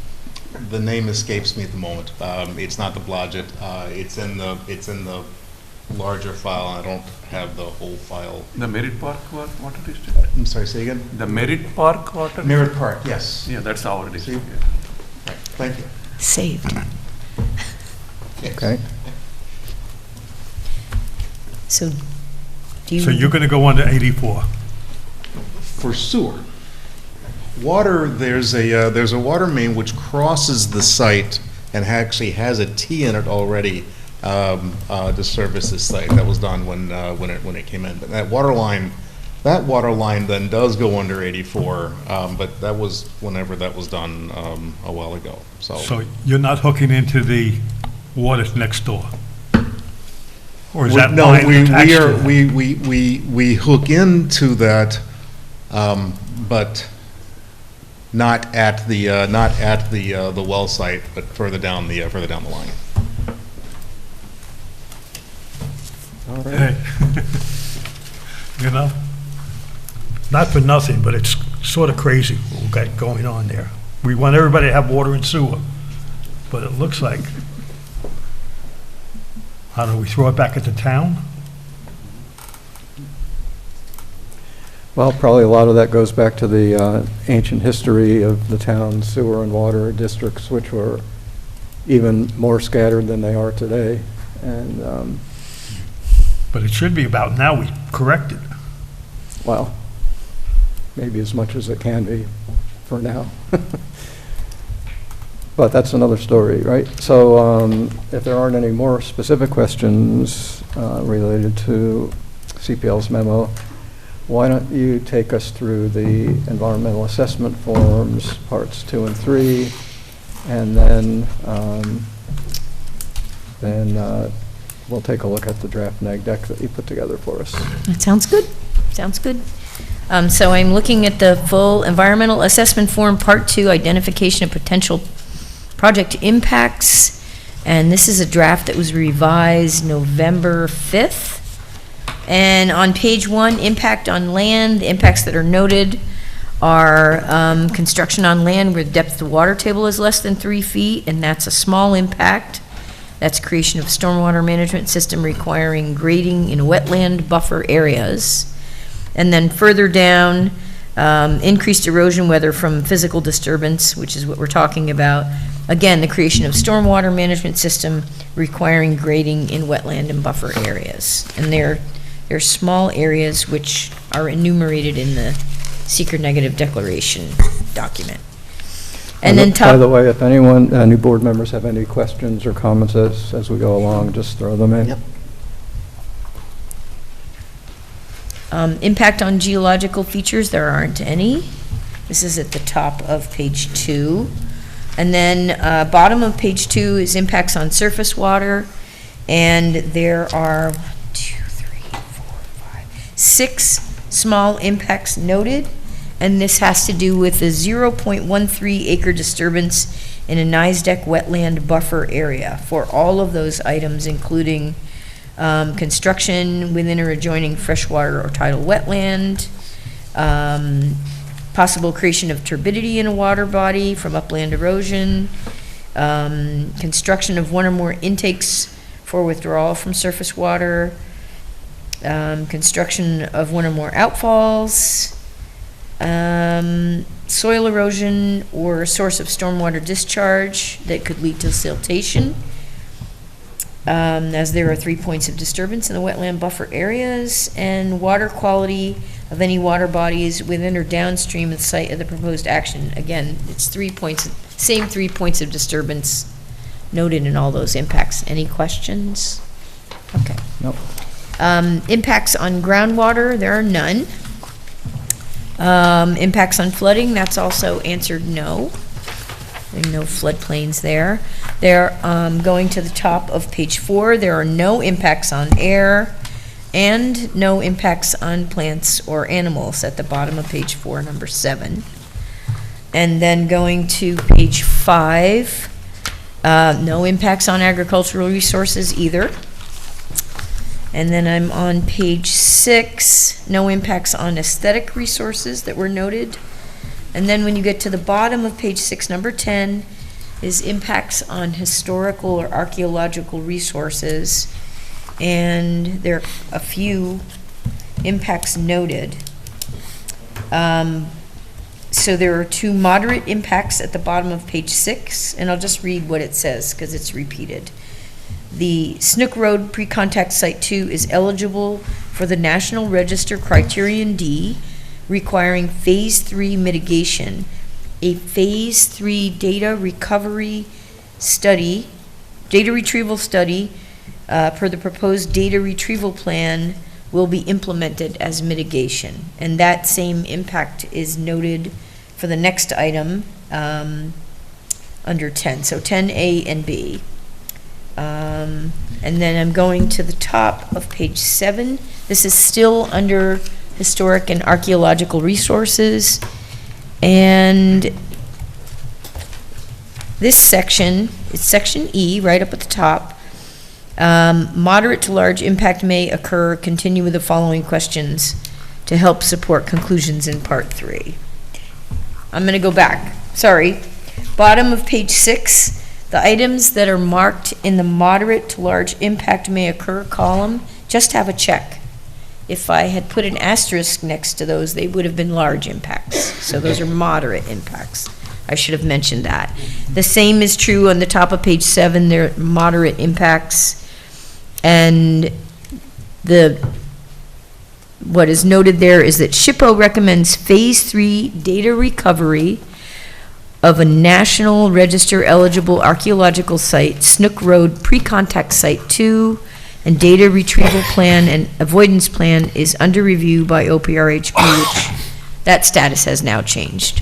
So up at the top of page 7, the 2 items that are checked first are moderate impacts, and then there's no impact on visual elements. And then on the bottom of page 7, 11, and 12. Can I ask a question then? Sorry, yes, of course. Yeah, while we're still on the historic and archaeological resources, do we want to make a notation somewhere, and I'm not quite sure where it would be, of the proximity of the Fishkill Supply Depot, now that we are aware of that? And that's true, we could do that. Hang on, let's And just what take a would- look where Yeah, we're, what hang would be on. the best place to put something like that? Substantially contiguous to. If you go back to the bottom of page 6, so maybe the language should be, hang on.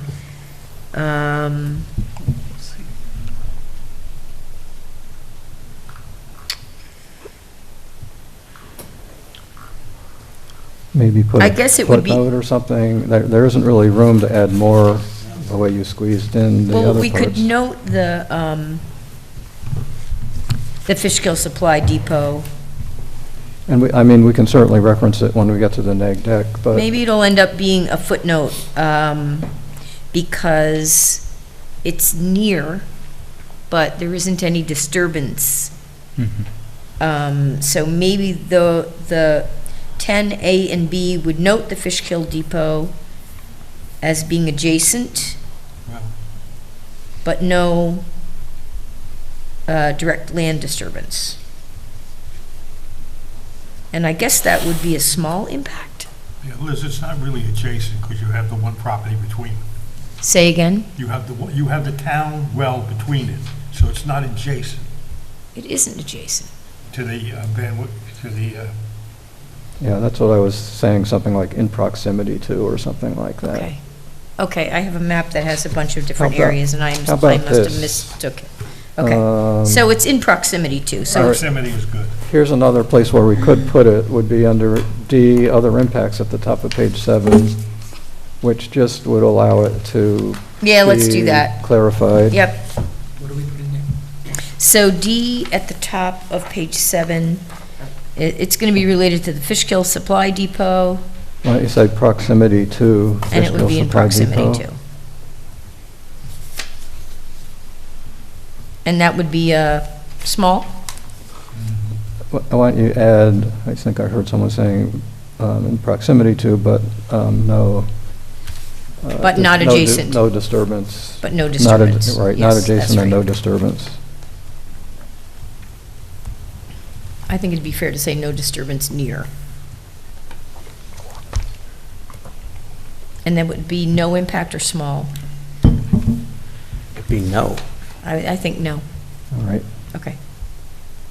So I won't put an asterisk there. Okay, is everyone all right with that? Absolutely.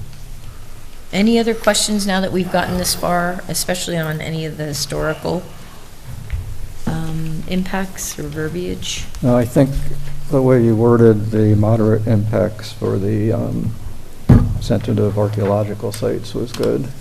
Okay. And then, of course, it's expanded in the draft neg deck when we get to that. Right. Right. Okay. Last call for questions before I go on? We can always come back. Okay. So for impacts on open space and recreation and impacts on critical environmental areas, those are both no impacts because there's no resource in the area. Impact on transportation, this is the top of page 8, item 13, and the impacts that I've noted are 13D and E. And let's see. Oh, I didn't mark that properly, did I? No. Oh, no, it's just... Just E. It's just E, sorry. It's just E, and I had to dribble on. So the proposed action may alter the present pattern of movement of people or goods, and it's marked with a small impact at E. And the verbiage that's added there to describe the impact is traffic impact study review resulted in a conclusion that the development would have a minimal impact on the adjacent road network. So that's a small impact. Any questions about that? No, but would you allow me to go back to number 12? Sure, I would. So impact on critical environmental areas, you checked no, but I'm just wondering whether we shouldn't check yes, because the CEA was listed in the EAF Part 1, and I guess MAPR. Yet, as you were saying, there's really going to be no impact. However, since it was listed that way as a CEA, we probably should just reference that in this part too. So I would... Well, the verbiage is in there. Is that what you're referring to? Yeah, but rather than checking the top no box, Right. I would check So yes. check yes. And then... Would we just check? Then check no or small impact for A and B. And I'm just wondering, so A is the proposed action may result in reduction in the quantity of the resource or characteristic which was the basis for the designation of the CEA. So I would say that's a no impact. Yeah. And B, the proposed action may result in reduction of the quality of the resource or characteristic which was the basis for the designation of the CEA. And I would also say that that's no. Correct. So I just won't put an asterisk. Right. Does that sound okay to everyone? It's really just clarifying that the EAF Part 1 and the MAPR did show the designation of the CEA. Yes, so, yes. Okay. I took a shortcut there, but that's better the way that's worded. Where are we? Let's see. I think I did impact on transportation. Does anybody have questions on that one? No. And then impact on energy and impact on noise, odor, and light are both marked no. Impact on human health is also marked no, because I didn't see any impacts. You could say yes, because they're going to cure people. Because of the, what? These are supposed to be negative impacts. Thank you, Fred. Positive. You know? You got to keep it light, right? Yeah.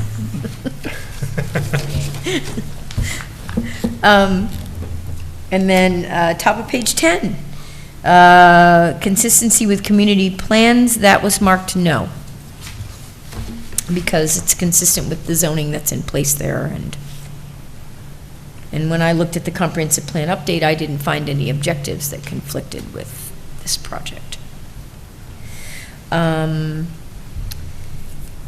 then consistency with community character is also marked no, because it is consistent with the zoning and the architectural design and the landscaping and the preservation of the wetlands. Seemed that there was respect for the context of the site, and a lot of the site will remain undeveloped as well, so.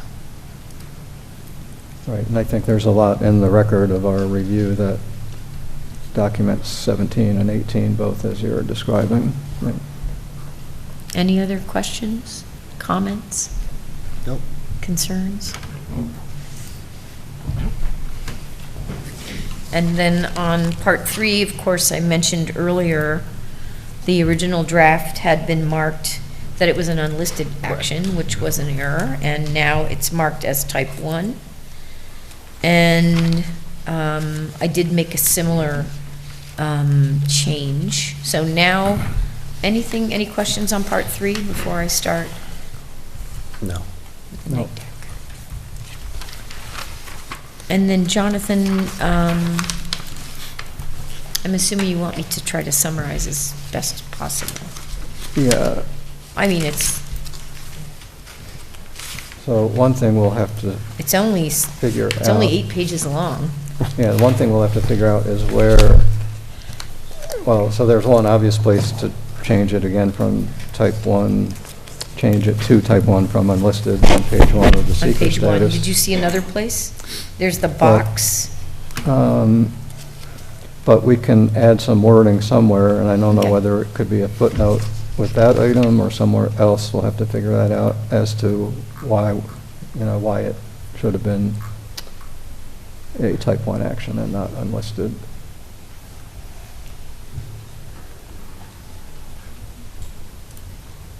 Do you have wording in mind, or? Probably Want more me to? wording and less location. Why don't we go through the whole Mhm. document, and then we might be able to see a spot where it could go, or else come back to the first page. Okay.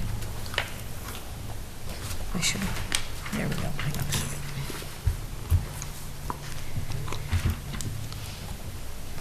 So I'm going to do my best to summarize, because it's a long document.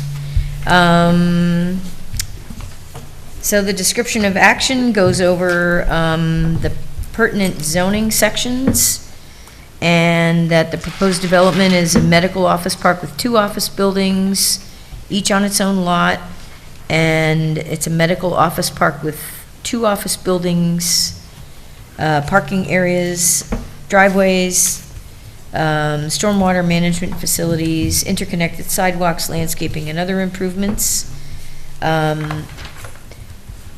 Medical office building 1's 2 stories with 15,388 square feet footprint, and that's a 2-story building, and that has 164 parking spaces with 12 handicap spaces.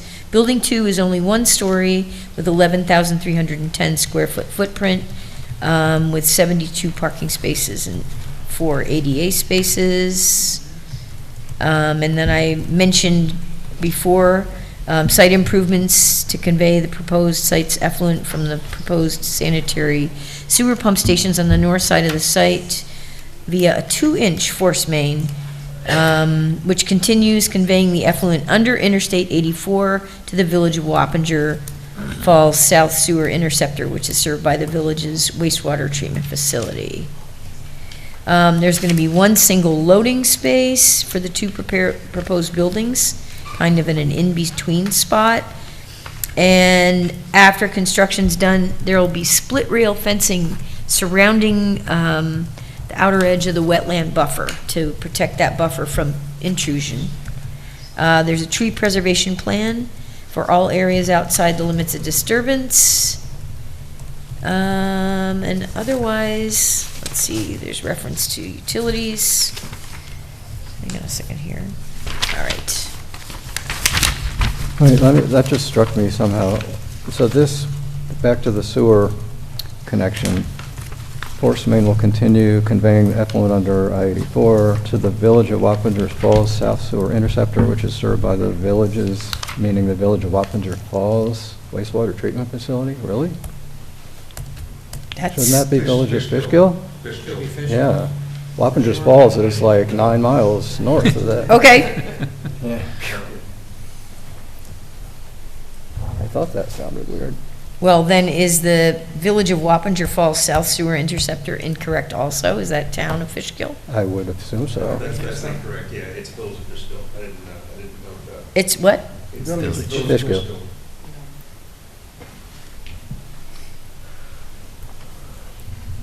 So just take out Wappinger Falls and put Fishkill. Okay. And it's still the South Sewer Interceptor?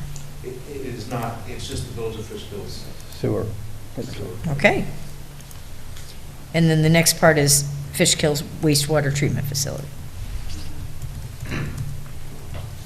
Yeah, let's say Village of Fishkill, just to be Village clear. treatment.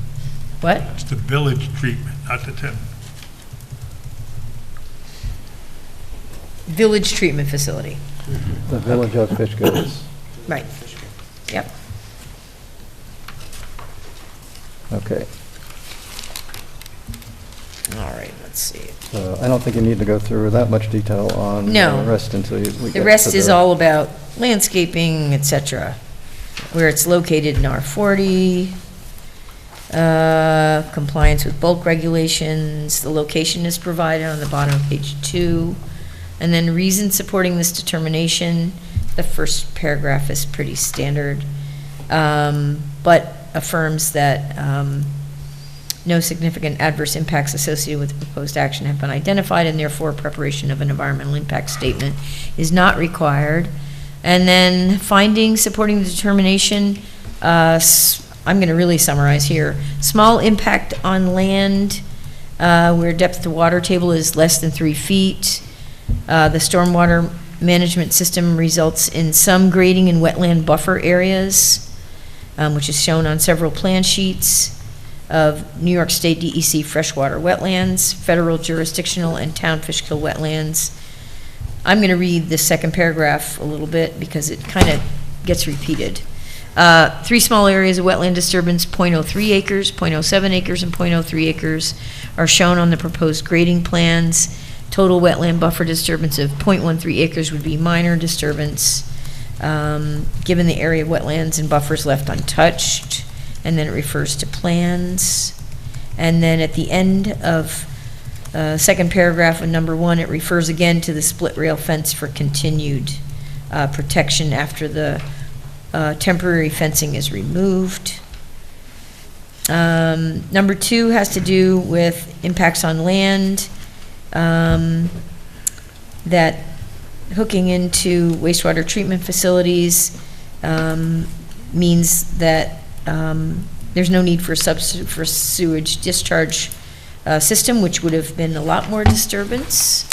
And then I'm going on to page 4, top, wait a minute. Yes. Yep. Of the combined acreage of the site for proposed development, which is 33.71 acres, only 6.84 acres, or 20% of land disturbance is proposed per the site plans. This refers to a compact 6.84 acre portion of the site. Repeating again the 2 proposed buildings and referring to the site plan set. Sediment control plans. Middle of page 4. First of all, anybody have any questions so far? No. Or comments? Item 3 has to do with a number of small impacts on surface water. And again, the reasoning goes through describing the proposed development, being on a 6.84 acre portion, 2 proposed buildings, small impacts on surface water, including tributaries to the Clove and Fishkill creeks. Land disturbance can result in erosion sedimentation that could lead to siltation or other degradation of nearby receiving water bodies, including Clove Creek, classified CTS, which is a protected status for fisheries non-contact, and which may support trout spawning per NISDEC's Protection of Waters program. And then the top of the next page continues to talk about 6.84 acres being disturbed on the site, mitigated by conveyance via roof leaders, system of drainage pathways and catch basins along driveways, parking areas and other impervious surface areas, to stormwater system and infiltration basins, with measures to protect from erosion. Item number 4, a related potential surface water impact, has to do again with runoff that could enter the Clove Creek and tributaries. And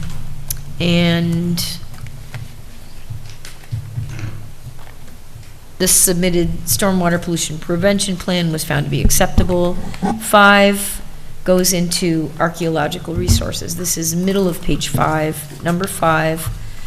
2 moderate impacts on archaeological resources, including proposed action will incur within and substantially contiguous to an archaeological site which has been determined to be eligible for listing on the National Register of Historic Places, Specifically, the Snook Road Pre-Contact Site 2 is eligible for the National Register Criterion D, requiring Phase 3 mitigation.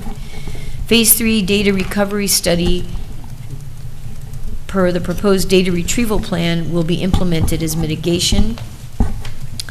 And the second impact is Snook Road Pre-Contact Site 3, and Farmstead Historic Site are undetermined, so they require avoidance and protection plans per the State Historic Preservation Office, which will be implemented as mitigation. And then it goes on to detail the various studies that were done, including the recent studies, including the 2025 document, the data retrieval plan and avoidance plan that's been mentioned before by Hartgen Archaeological Associates. And then page 6 details aspects of the data retrieval plan. Do you want me to summarize any of that? No, there's a lot there, but if there's anything you could just highlight quickly. Okay. So it talks about Snook Road Pre-Contact Site having to do with evidence of pre-contact occupation of the area, lithic debris, production of stone tools, and the potential for soil features that will inform how the site was utilized by indigenous peoples. The DRP outlines a proposed field effort of 30 shovel tests, 5-meter intervals, to identify soils, potential artifact concentrations prior to the excavation of the 40 square meters of unit excavation. And then it talks about how the soil features will be collected, analyzed, curated for interpretation of activities on the site in the past and the broader landscape. And the public education plan provides for copies of the report for the Dutchess County Historical Society and a presentation of excavation findings to also be completed for the Historical Society and public. And some of these steps have been taken, having to do with uploading materials to the Cultural Resource Information System. And let's see, we received an October 10, 2025 letter from OPRHP noting the need for minor revisions, so that was progress. And I don't know, these are more steps. I'm not sure I need to go into detail on this. So what I'd suggest is, since we now have the letter dated today's date, November 13th, is to kind of change the wording of that last paragraph, something like the submittal of the OPRHP requested minor revisions, which has resulted in a response from OPRHP in a letter dated 11/13/25, indicating that, and then maybe just clipping. Summarizing. That, like, maybe even that middle paragraph that just says, basically, OPRHP has no further comments and concurs with the proposed DRP-AP. So we can just, you don't have to worry about the wording, Debbie, because we'll clip it right from the... I'll have Liz take care of this one. This is getting a little bit beyond what I can keep up Yeah, with. and I can, it'll come right from the new letter. Yeah, just take that middle paragraph from the new letter. Yeah, the middle paragraph? Yep. Reading that in full, it's OPRHP has reviewed the revised Phase 3 Archaeological Data Retrieval Plan and Avoidance Plan, DRP/AP, prepared for this project by Hartgen Archaeological Associates. The recommended revisions have been made to the document, and thus OPRHP has no further comments for the DRP-AP and concurs with the proposed DRP-AP. That sounds good. Yeah. That sounds good. Otherwise, I'll leave the rest of the lineage of the progress before that letter arrived. Okay. That's all important. Okay. Thank you, Jonathan. That's very helpful. 6, bottom of page 6, small impact on transportation, site access, entry and exit lanes separated by a median with keep right, signage, at the entry and a stop sign at the end of the exit driveway. Although there'll be changes in vehicular traffic patterns.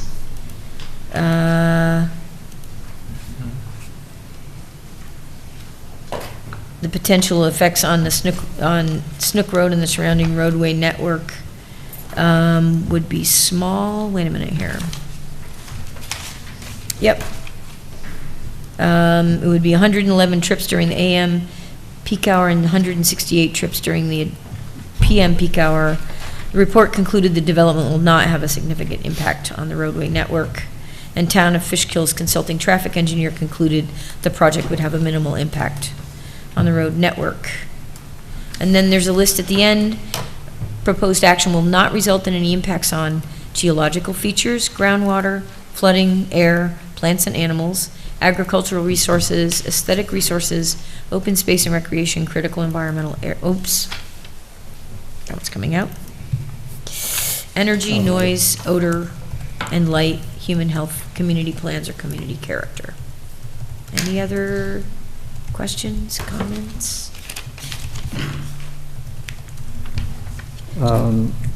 Let's see, Debbie, did you had some minor? I don't think if you want me to list them all, I just had some, I have a lot of Want to just minor email it to formatting. me and I'll deal Why with don't it? I just give you my tracked one, and then you can use that That one? would be beautiful. Okay, I'll do If you that. send it to me in Word, Not a it'll, problem. yeah. It has a lot to do with who gets distributed to at Oh, the end. yes, yes. That's okay. Okay, And there's some okay. minor typos, no big deal. I'll get them to list. Okay, thanks. Tracked. So any other questions or comments from planning board members in addition to what we've talked about? No. All right. Dominic, do you have any other suggestions or comments? No, sir. All right, well, why don't we, that's right, I almost forgot. So we were going to try to figure out, having gone through it, the draft neg deck, where we should put in a little footnote or something on the changing from unlisted to type 1. And it looks like probably right. Oh, I had, So do you have that somewhere? I did, A hang note? on. So, on page 1, I put my glasses back on. So it would be draft, well, it wouldn't be draft number 3. No, we're not going to do that. Okay, so I'm on page 1, and there's name of action, that's fine. Seeker status, We're changing that to I'm type just 1. going to change that, so the X says that it is type 1. Yeah, and then And- maybe, can we put like a footnote on why that's changing from, I mean, not, we just want to refer to the fact that we originally did classify it as unlisted and are reclassifying it based on the proximity of, I think it's the same wording we used for the EAF, right? The proximity of, where was that? It's the EAF Part 2 wording? Yeah.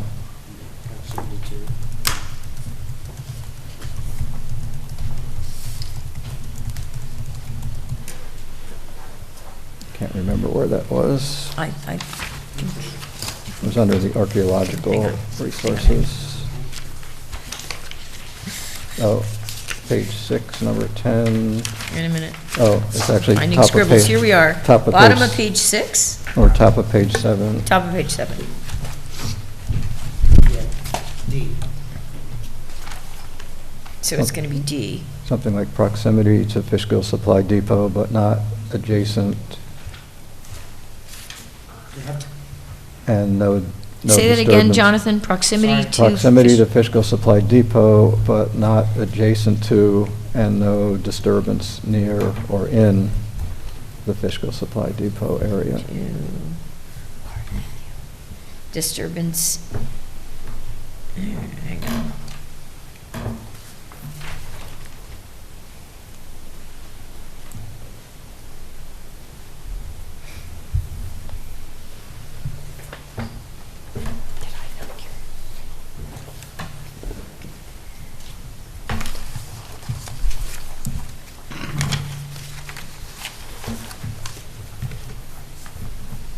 Okay, so the asterisk is going to read something like that.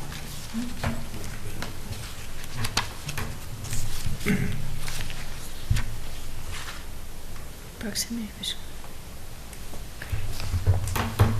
because the Fishkill Supply Depot is a CEA. No. Oh, no, okay. No. I got it.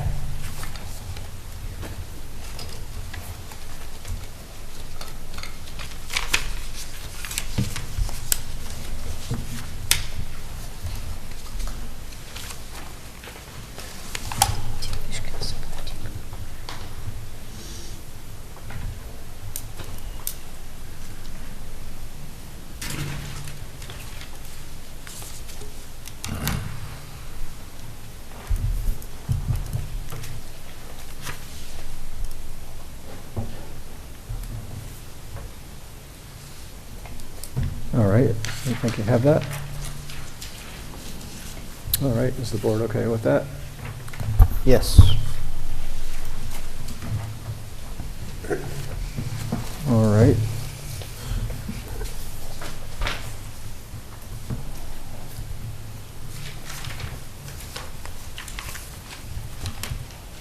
All right, anything else before we get to a motion to approve the draft EAF parts 2 and 3? First, we'll do that. Do we have to reclassify the action first? Do we need a motion to As a motion. reclassify before we do any other actions? I think when you adopt it in the actual document, you know. the It's EAF formalized that now, way? Of course, Okay. yes. So we'll go ahead with a motion to approve the draft EAF parts 2 and 3 for the Fishkill Medical Park as reviewed and revised tonight, and authorize the chair to sign it. So moved. Second.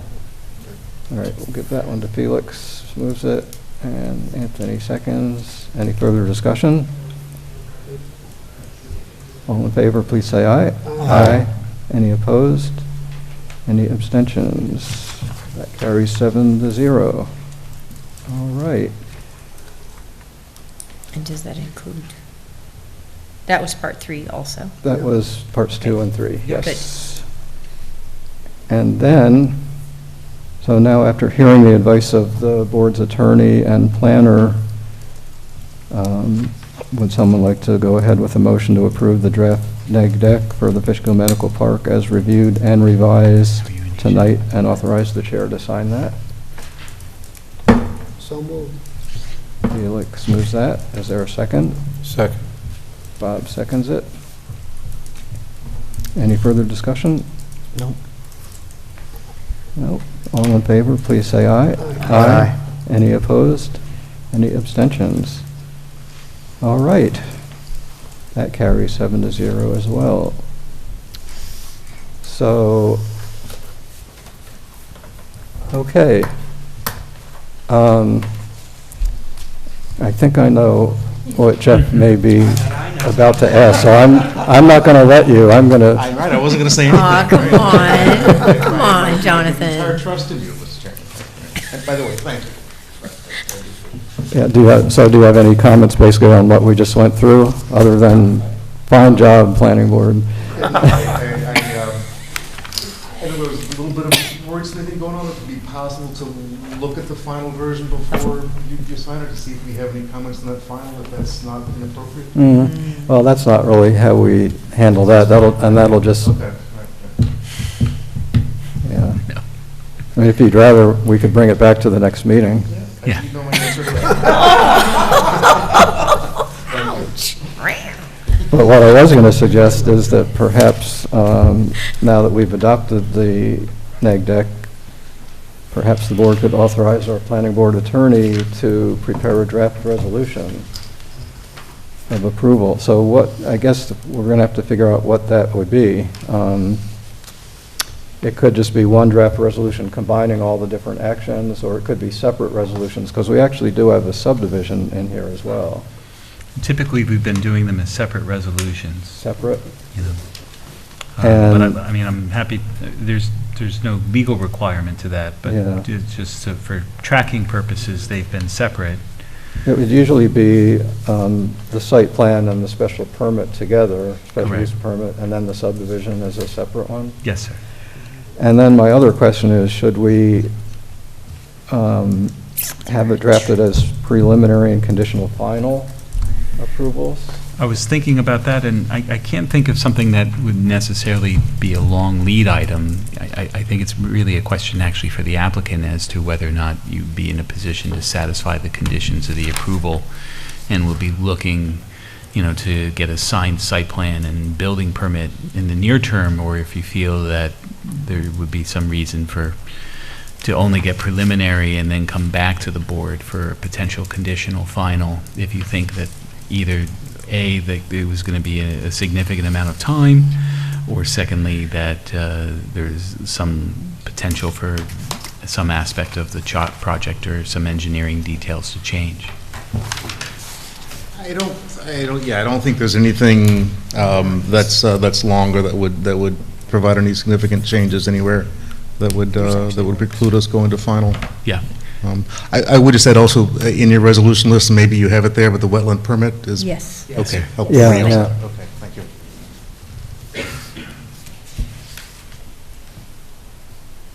So, anyone else have any thoughts on that before we go to a motion? Liz, I know in one of your, maybe this recent memo, you were sort of referring to the fact that there hadn't been really a thorough final review of the subdivision plat because there was no final plat available yet. But if we do a resolution of conditional final approval for the subdivision, it would condition all those things that are listed in the code that are required for a final subdivision plat to show, which is really, I looked at it, and it's not all that much really different from what has been submitted. It's just a few technicalities of minor additional things. I think that's fine, because I don't remember that I went into any detail looking at the subdivision plat, because like you said, there really wasn't that Yeah, I much mean, in a there. way, It's the pretty subdivision was really just a way of separating out the parcels for the medical facility into two ownership parcels so they could be owned separately. And the little chunk then on the the end. remainder of the third parcel remaining with the current owner. So all the complicated stuff came in the site plan, special permit review, which we've been going through all this time. Just to review, we're putting No, the two actually- buildings on one deed?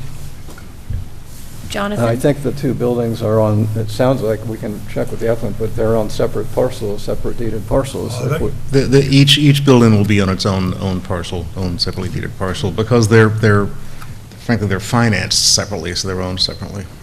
Well, the question I have then is you don't have access to the second building without going through the first building. And in the, going back a few months, the town attorney, your planning board attorney has raised that issue and wanted to make sure that there were easements in place which would allow not just vehicular access, but also utilities to cross and recross each other's parcels, so it really operates as a single unit. And those easements have been provided for review. Well, I understand that, but if you sell off the back, the smaller unit, they don't have access to Snook Road.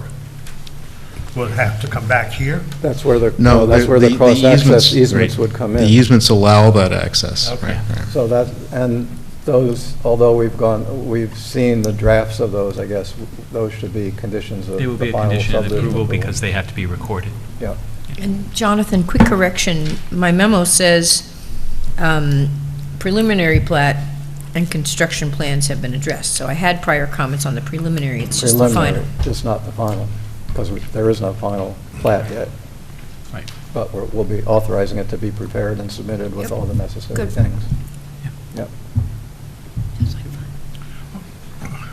Okay, just the same Yeah, thing. that was a good We only question. we only have one parking spot for loading for both buildings. How would that be handled? Again, those cross easements provide for the sharing of the parking and the loading and the utilities and the access and the signage. Right, it's all, again, it operates as one. As long as the council says it's okay. He's nodding okay. It will be okay.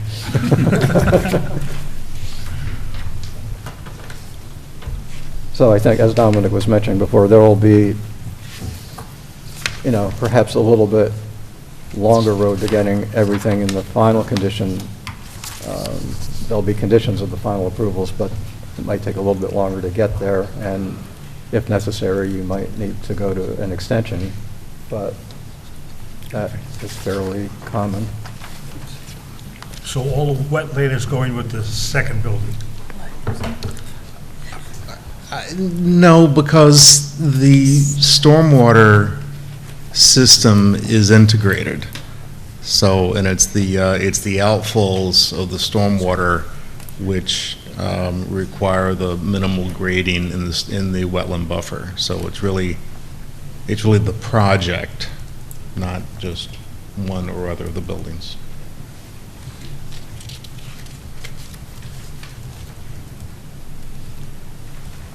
Okay, well, so we'll leave it to our attorney and your attorney to make sure all the necessary easements and cross easements and details are put It will in be there. referenced in the actual resolution. Yeah. So you'll see it.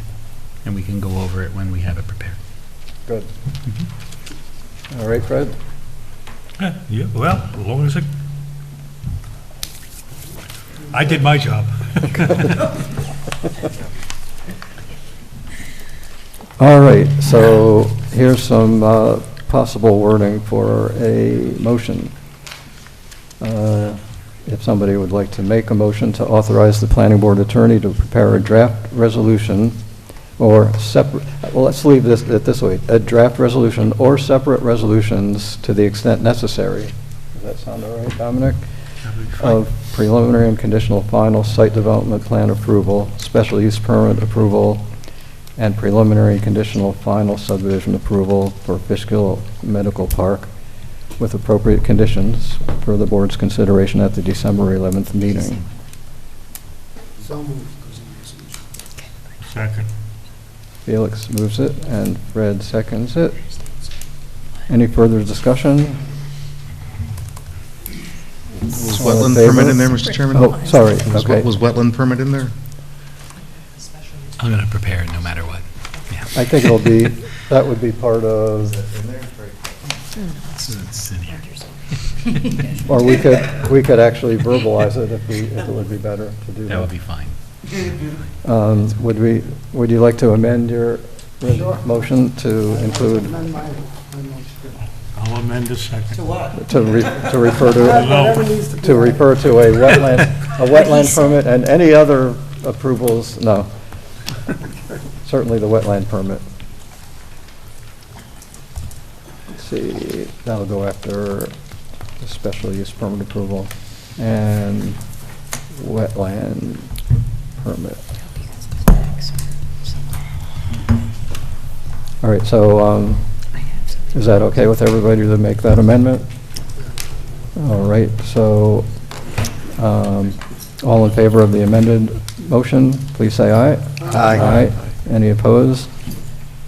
Any abstentions? All right, that carries 7-0.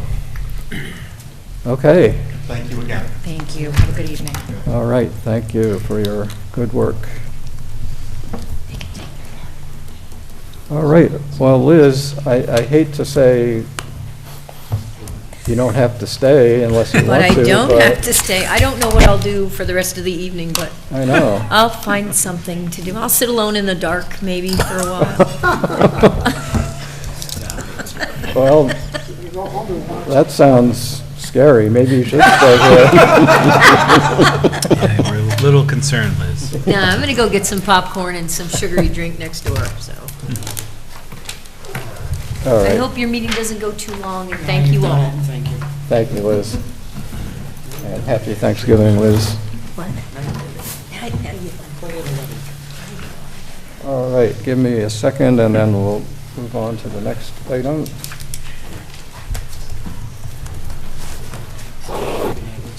Which is, I can never pronounce this name, but I will say Lands of Squilla Lot Line Realignment, sorry. Board to review a draft resolution of preliminary and conditional final approval, and to consider adopting and authorizing the chair to sign the aforesaid document. All right, welcome again. Welcome again, you pronounced it correct. Okay. So I'll start by saying the proposal was classified as a type 2 action pursuant to seeker, requiring no further environmental review, and the board waived a public hearing for this proposed lot line revision. So we do have a draft resolution. Brian, unless you would like to mention anything else before we go through that? Nope, we're good. Okay. So Dominic, would you take us through the draft resolution? You can summarize as much as you like. Yes, and thanks to Debbie for circulating this. I appreciate that. This was the draft number 2. It's dated November 10th. This is a resolution of both preliminary and conditional approval, final approval for the Lands of Squilla lot line realignment. It goes through the history of this project, including the fact that no public hearing was required, and that the plans meet all technical requirements for lot line realignment. There's standard conditions. The board, of course, has done a number of these, and so this resolution tracks those standard conditions regarding signatures on the final plat, surveyor's certification. The applicant does have to prepare the deeds that go along with the revisions to the lot line, because not only does the plat itself get filed in the county clerk's office, but the deeds that actually effectuate the legal transfer of ownership of those portions of the property have to also be followed. And fees have to be paid. That is pretty much it. It has the standard conditions associated with the expiration, and the board would be, unless you have any questions or comments, the board should be in a position to adopt this resolution tonight. Any questions or comments from board members? No. None. Dennis, do you have anything else that we left out? No, we had our comment letter. All the other items have been addressed. All right. And Brian, does that resolution have anything in it that scares you, or? It's good on our end. Okay. All right. Well, is there a motion to approve and adopt the draft resolution of preliminary and conditional final approval for the proposed Lands of Squilla lot line realignment as reviewed tonight, and authorize the chair to sign it? So moved. Okay, second. Who moved it? VJ. Oh, VJ. All right, thank you, VJ. And Fred seconds it. Any further discussion? No. All in favor, please say aye. Aye. Any opposed? Any abstentions? Thank you, guys. All right, thank you. Thanks for coming.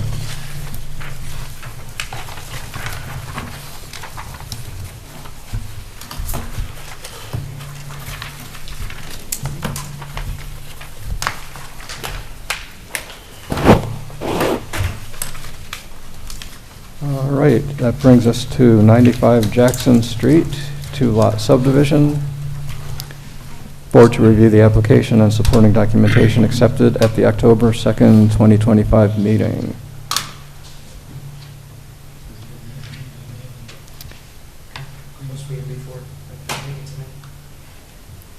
So I'll just ask whether you have anything that you'd like to discuss that wasn't covered at the October meeting. I think it was pretty straightforward. But if you have anything else we didn't go over, please. Yeah, we have reviewed your comments and we're aware of them. The only concern that I would have is the fact that you requested a variance for the property.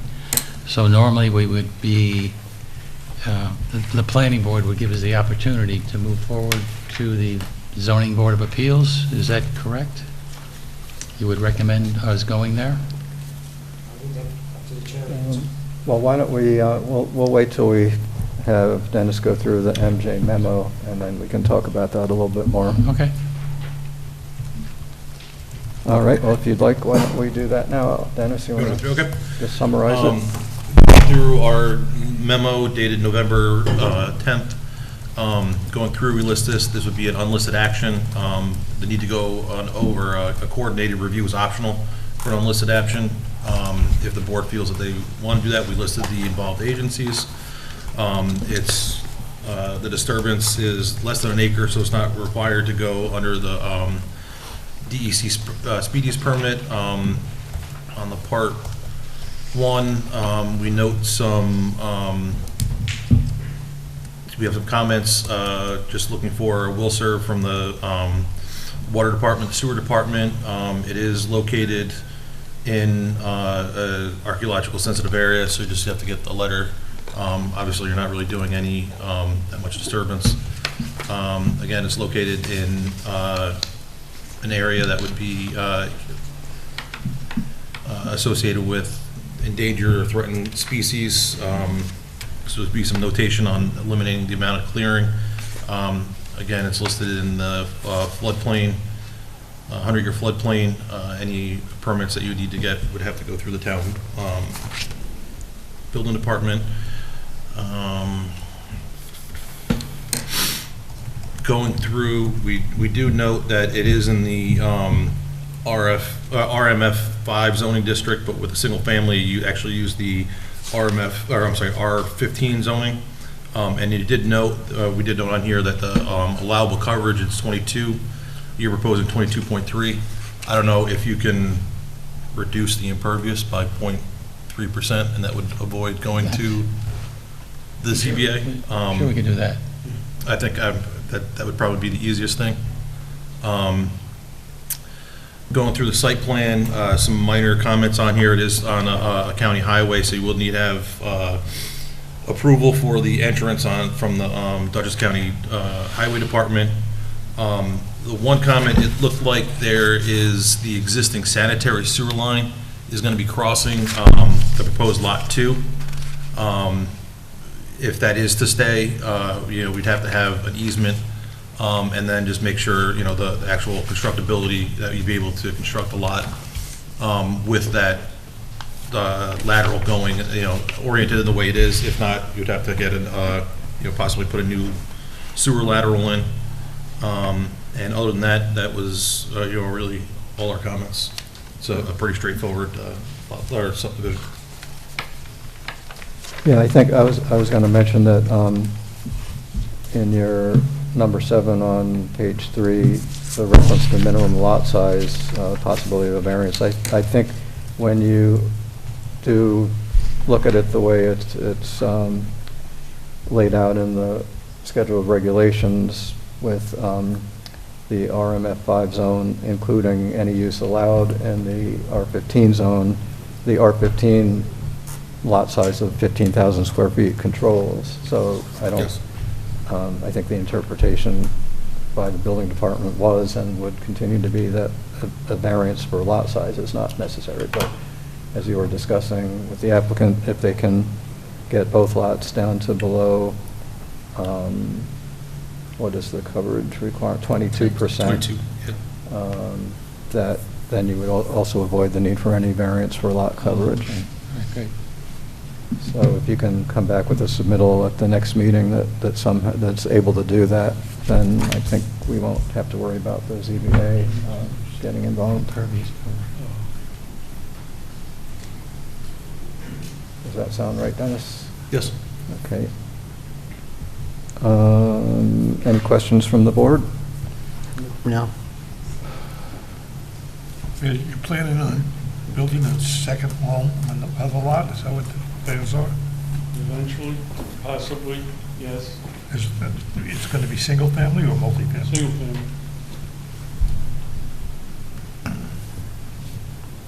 Place to retire. Place to retire. You move south. Okay, you're going to move into the other house, huh? 20 feet. Yeah, I think that's specified on the plat, so, yeah. not about the retiring, but about the single-family home. Yeah. Dominic, do you have any questions or comments? I think the probably next step would be for the applicant to resubmit, right, to see if you can avoid the variance. I mean, I think that dictates the process going forward and goes to your initial question as to either referral or to the ZBA as to whether or not you proceed on a parallel path. And as Dennis had mentioned, circulation for lead agency is optional at this point, but I would suggest that the board perhaps hold off on that, given the fact that, the ZBA approval may be necessary, and we won't know until you resubmit. Okay. Well, the other way we could do it is, so MJ suggested that the subdivision would be an unlisted action, which doesn't have to have coordinated review. Correct. In fact, I think we typically, for two-lot subdivisions, would do it as an uncoordinated review. So maybe we could do that tonight, just do the classification and not worry, About circulation. Right, if it's uncoordinated, Yeah. if it has to go to the ZBA, that's okay, then they can do their own seeker on it. That would be ideal, to be Okay. honest, because otherwise they would potentially get tripped up. Yeah, yeah. So,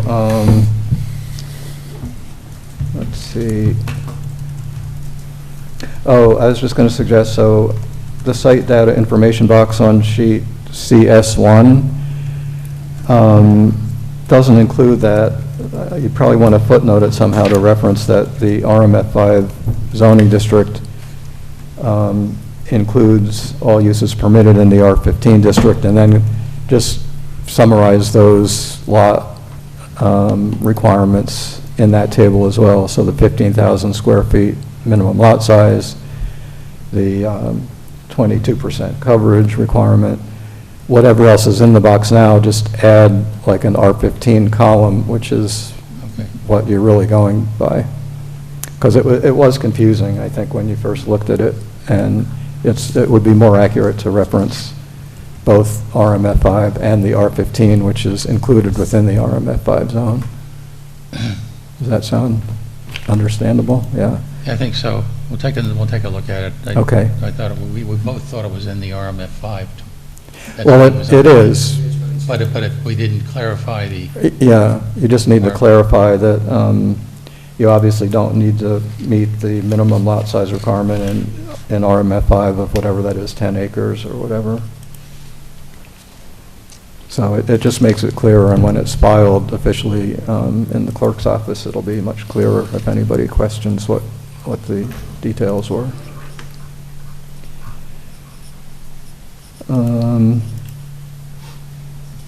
I guess I was also just wondering, at the first meeting, we did ask about the access connecting directly to Jackson and whether it might somehow be able to be connected to Rosalia Lane, and you were indicating that Rosalia is a privately owned road by the apartment development next door. But I'm just wondering whether you might have had any conversations with them about the possibility of...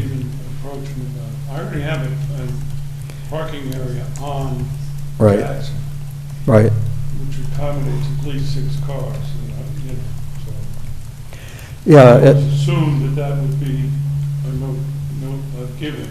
and you do have, Already there. yeah, you do have the legal right to access Jackson. It's just that when there's a possibility of not having more driveways on a county road, especially, that's a pretty busy intersection there.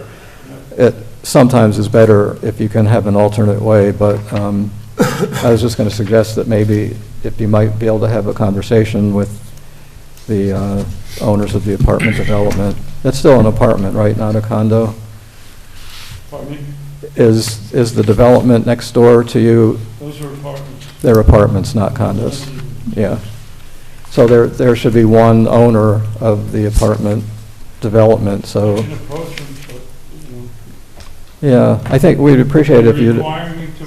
No, I think we would just suggest and appreciate if you would try to communicate with the owner to see if access on Rosalia might be possible, but I don't think we would make that a requirement unless it would work out for you better. Well, he hasn't responded as far as complaining about me doing what I'm doing. Oh. At this point, I think it it would be okay to be approaching beforehand, I didn't think that would be the right thing to do. Yeah. So, yeah, you could just... It could be a money issue with them, I have no idea. It could be a liability issue that I want to get involved in. I'd like to keep it as simple as possible. Mm-hmm. Well, so I guess the suggestion is try and just report back to us what... If you gave me permission, I mean, I would like that, to be Mhm. honest, so. Okay. So why don't you try and... I'll reach out. Okay. Okay, that would be great. I don't want it to hold anything up, though, if he doesn't respond, if it becomes... Right. So you could just let us know about that, and if it looks like it's too complicated or they just don't want to do it, then fine. Right. It might take a long-term negotiation, too, to get it done. Yeah. Is there a sidewalk on your side? My side has the sidewalk. That's what I thought, yeah, okay. It goes up past my house to the next house, and then it stops. And, but there's no sidewalk opposite of it. Okay. Well, why don't we go ahead and address the classification under seeker. So again, MJ's memo suggests that the two-lot subdivision appears to be unlisted, and I think Dominic's concurred. So is there a motion to classify the proposed 95 Jackson Street two-lot subdivision as an unlisted action and for the planning board to conduct an uncoordinated environmental review pursuant to seeker? So moved. Second. Anthony moves it. Felix seconds it. Any further discussion on that? All in favor, please say aye. Aye. Any opposed? Any abstentions? So that carries 7-0. So we look forward to having you see if you can make that modification on lot coverage and then reporting back to us on your possible discussions with the apartments on the access. And then I think we can move on from there. So also, if there are any, so there were a number of things listed in NJ's memo also that need to be addressed. Would you find the need to communicate directly with Dennis on any of the things he listed? I think I would have a discussion with him. All right, so we could do a motion to authorize the planning board's consultants to communicate directly with the applicant's representatives to go over recommended revisions and additions to the submission. So moved. Second. Fred moves that, and Felix seconds it. Any further discussion? No. All in favor, please say aye. Aye. Any opposed? Any abstentions? That carries 7-0. Okay. Any other questions that you might have? All right, so hopefully we'll see you next time. Okay, thank you so much. Okay, thank you. Have a good Thanksgiving. Thank you, you too.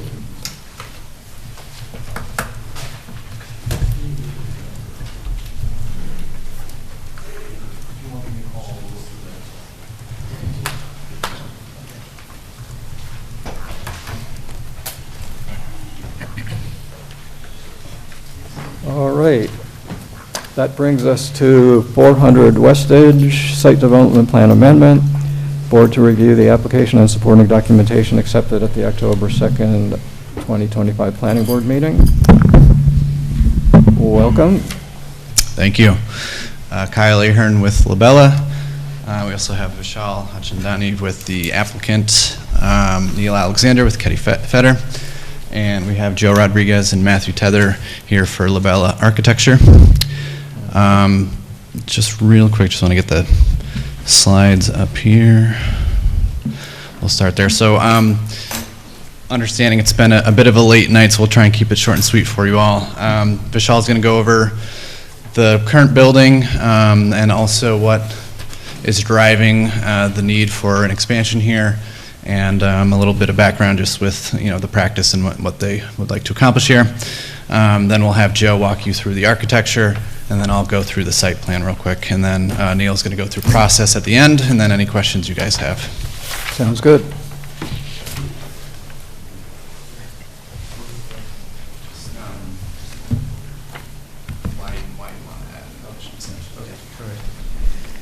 Hello, nice to see you all again. Good to see you again. I think piggybacking off the conversation from last week, we're interested to expand our footprint at 400 Westage by 24,000 square feet buildable. We're currently a 70,000 square foot medical office building. We are 90% occupied, and we see the demand for medical office just to grow in this area over the next 5-10 years.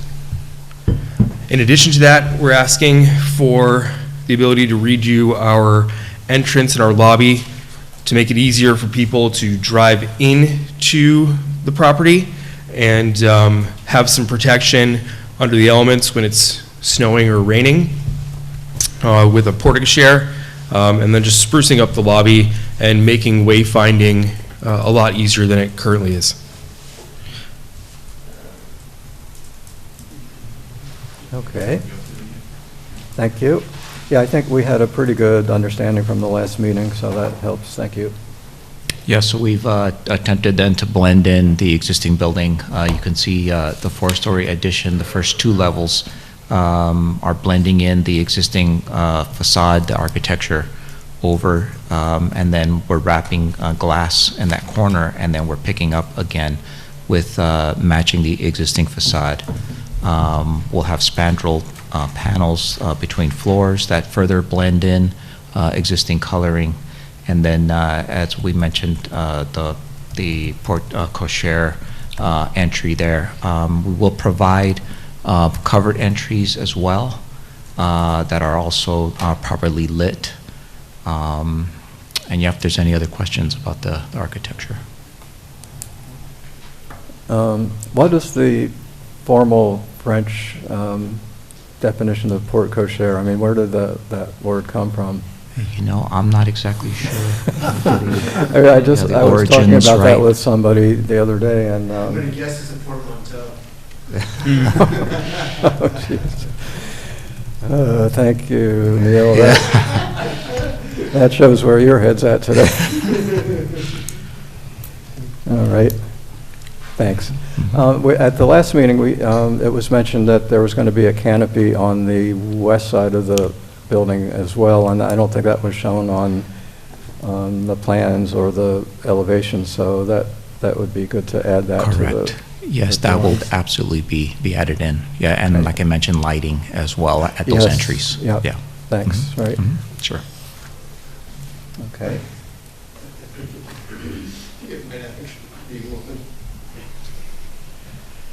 I think Neil is looking up the word porte-cochere now. I was looking up to see if it was a portmanteau. I think it is. Oh. All right. It's for the carriage. It's for the carriage. The carriage would draw up to the carriage would draw up to the porch. Thank you. Yeah. Coach Gateway, right? So a coach drawn by horses back in the day. So there's actually one of those at the Locust Grove estate. If you've ever seen that house, it does have a porte-cochere where a wagon can drive in and then right to the front door of the house, but it's open, so then the wagon then can drive out. Oh, so my I goodness. guess that's the origins, but My this goodness. is a little bit fancier than that one's at Locust Grove. Thanks.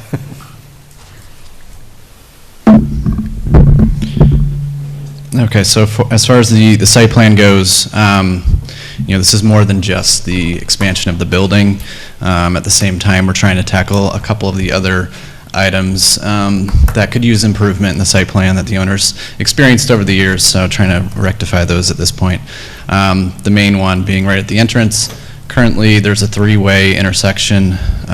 This is right where 300 and 400, the lot line between the two. There's a stop sign for 300 for Westage Business Center Drive from 300 and going towards 300, and then also a stop sign at the exit for 400. In order to get into 400, you'd be coming from the east here, and you actually have to come around the bend first before you then turn left into 400.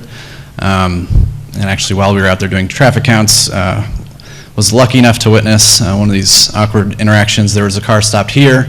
They weren't quite sure that the car was turning left when they started coming around the bend, so then they started to go, and it's just a very awkward intersection. So just simplifying it, making it a straight shot right across there to get into the site will just make it a lot easier to navigate. Besides that, that also results in the crosswalks being slightly realigned and repainting those. They will take you to the new Port Cochere, the much discussed Port Cochere very recently. That will also then result in some improvements at that entrance. And just to go back to the architecture real quick. Will that remove the stop sign, which you're planning on doing? The stop signs will all remain, they'll just be shifted to the new alignment. The second rendering shows that entrance a little better. So the new main entrance around the door will also be, now will be glass to match the 4-story addition. So we're trying to tie in that entrance as well to make everything look like it was, you know, not as piecemeal built all over time, but you know, tie into each other. Besides that, we're also one of the big tenants in this building is CP Unlimited. They currently primarily use the southern entrance, which is now where the addition is being built. So there will be a new entrance on the west elevation here. Their vans currently come a couple at a time, several at a time, depending on the day, and did not mean to do that. They have to cone off some of these spaces here because they there's no designated drop-off area for them. So now that we're making some tweaks here, we're just repainting this a little bit to give them their own designated drop-off so they don't have to block parking spaces in order to do that. There will be, well, there's a canopy shown here. There will be a canopy on the east side as well. In order to make the addition, in order to build the addition, I should say, there's an existing row of parking on the south side here that will be eliminated. So we're going from 328 parking spaces to 315. So just to summarize the parking study real quick, there's currently 328, like I said. CP Unlimited does cone off a couple, it's like 3 spaces. So realistically, more like 325. There's also, if you all recall, when we were discussing the parking study for 300 Westage, we talked about this row of parking here on the east side, which for the 300 Westage study we had counted as demand for 300 Westage because we saw that there was some sharing happening there with people parking there for 300, even though it's technically on the property for 400, which is not uncommon in Westage, but it was just the more conservative way to analyze the demand. So we did that for 300. Now that we were analyzing for 400, anyone that was parking in this row is counted as demand for 400. So none of that was counted towards 300 or not included in the count. So from that study, we determined the peak parking demand was 206 spaces. The current lease rate at the building is 94%. So we were able to determine at 100% the peak demand would be, actually I think that the 206 is with 100%, excuse me. So we were then able to use that rate to calculate at 100% and an expanded building, also at 100% lease. The future demand would be 292 spaces. So 292 at peak demand at 100% leased, and then we're providing the 315. Zoning is 411, so we would be seeking a parking reduction waiver. And we're also, we received MJ's memo. One of the comments was about the striping. So the existing striping out there is, the striping itself over the years has been, restriped however many number of times. The stripes are shorter than town code, but obviously the curb to curb distance has not changed. So there's still the same amount of room for parking. It's just a matter of the striping themselves is no longer the 20 feet. So we're seeking a waiver on that length. We could also restripe those spaces. It's not, we don't have a strong feeling either way, but it's an either or. We have to do one or the other. Since the last meeting, we've also gotten a letter from county planning. They had no comments. They determined it was a local concern. There's no work proposed in the DOT right away. We got a letter back from the DEC that there are no impacts to timber rattlesnakes, and from SHPO that there is also no impact as a result of this project. And that is all I had. So Neil will go through the process real quick, and then any questions? Don't go away. Okay. Do you want to do questions first then? Yeah. You just told us about the 300 building, and you just told us about parking for 400 building. But we also have the project for the hotel, which is sharing sort of the 300 parking. Yes, that was the study I was referring to for 300, yep. And now the question is, because the only parking for the 300 building is in that parking spot, in that parking lot. There's no other place they can go. Yes, so how, you didn't bring that into your analysis? So the analysis we did for 300 was only, essentially we were looking at these as islands, and obviously there is some sharing across property lines, but we didn't want to rely, one property owner relying on another property owner's parking. So we were looking at what do these uses demand, and then how much are we providing on that property. So at 300, it was also a little different because at 300 you have the hotel and you have office, and those two uses are very compatible from a sharing parking standpoint. The hotel peak demand is at basically the opposite time as an office, which is during the week, middle of the day. Hotel is nights on weekends, or nights in general, but slightly more on weekends. So we did look at the shared aspect of that.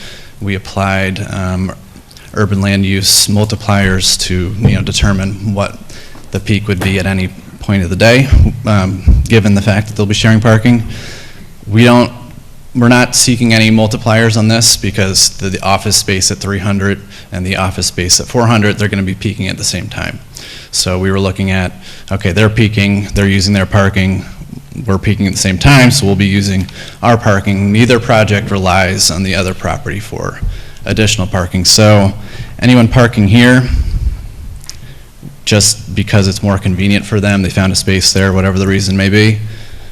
Anyone that's parking here for 300, that just means another space is now open at 300, because we've already looked at all those spaces being applied to 300 previously, and now we're looking at all those spaces being applied to 400 now. So the combined is still, an accurate reflection, conservative even, for that.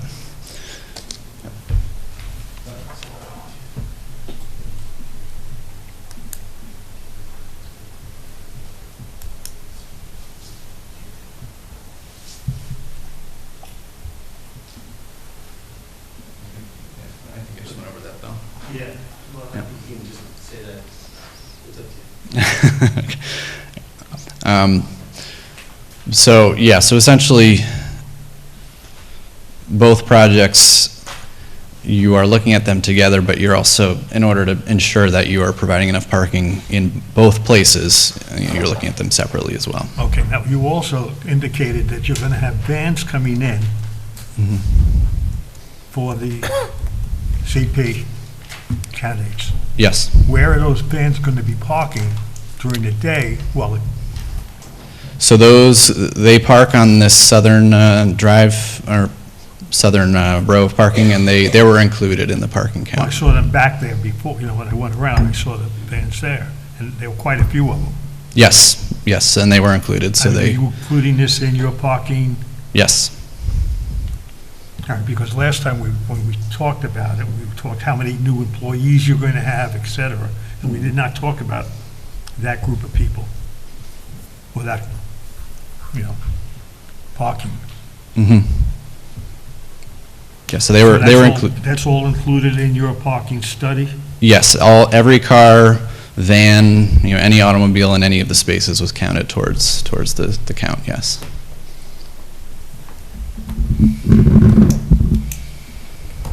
Do those vans usually stay there for some period of time while they're waiting, you know, to... And they're overnight as well, yes. Oh, they are overnight? Yeah. Oh, okay. That's good to know.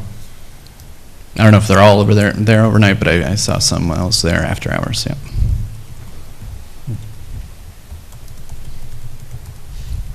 Okay. So my major concern with this project is parking. Beautiful building, you know, I can see the need. But I am, because the other thing we talked about was when it snows, we've used that, the hotel parking for the whole, where the hotel is, for all of that space in there for you, for the both 300, 400 building for storing the snow there. Yeah, so we are on this, on 400, we are maintaining all of the, sorry, this plan's just very light, there we go. All the landscape islands to the east of the project, of the building, I should say.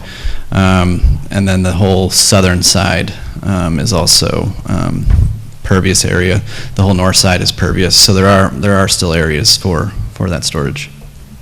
Are you going to mark it on the map or something? Yeah, we'll be resubmitting on the 26th, and snow storage will be on there, yep. Because that pile got real high for a few years.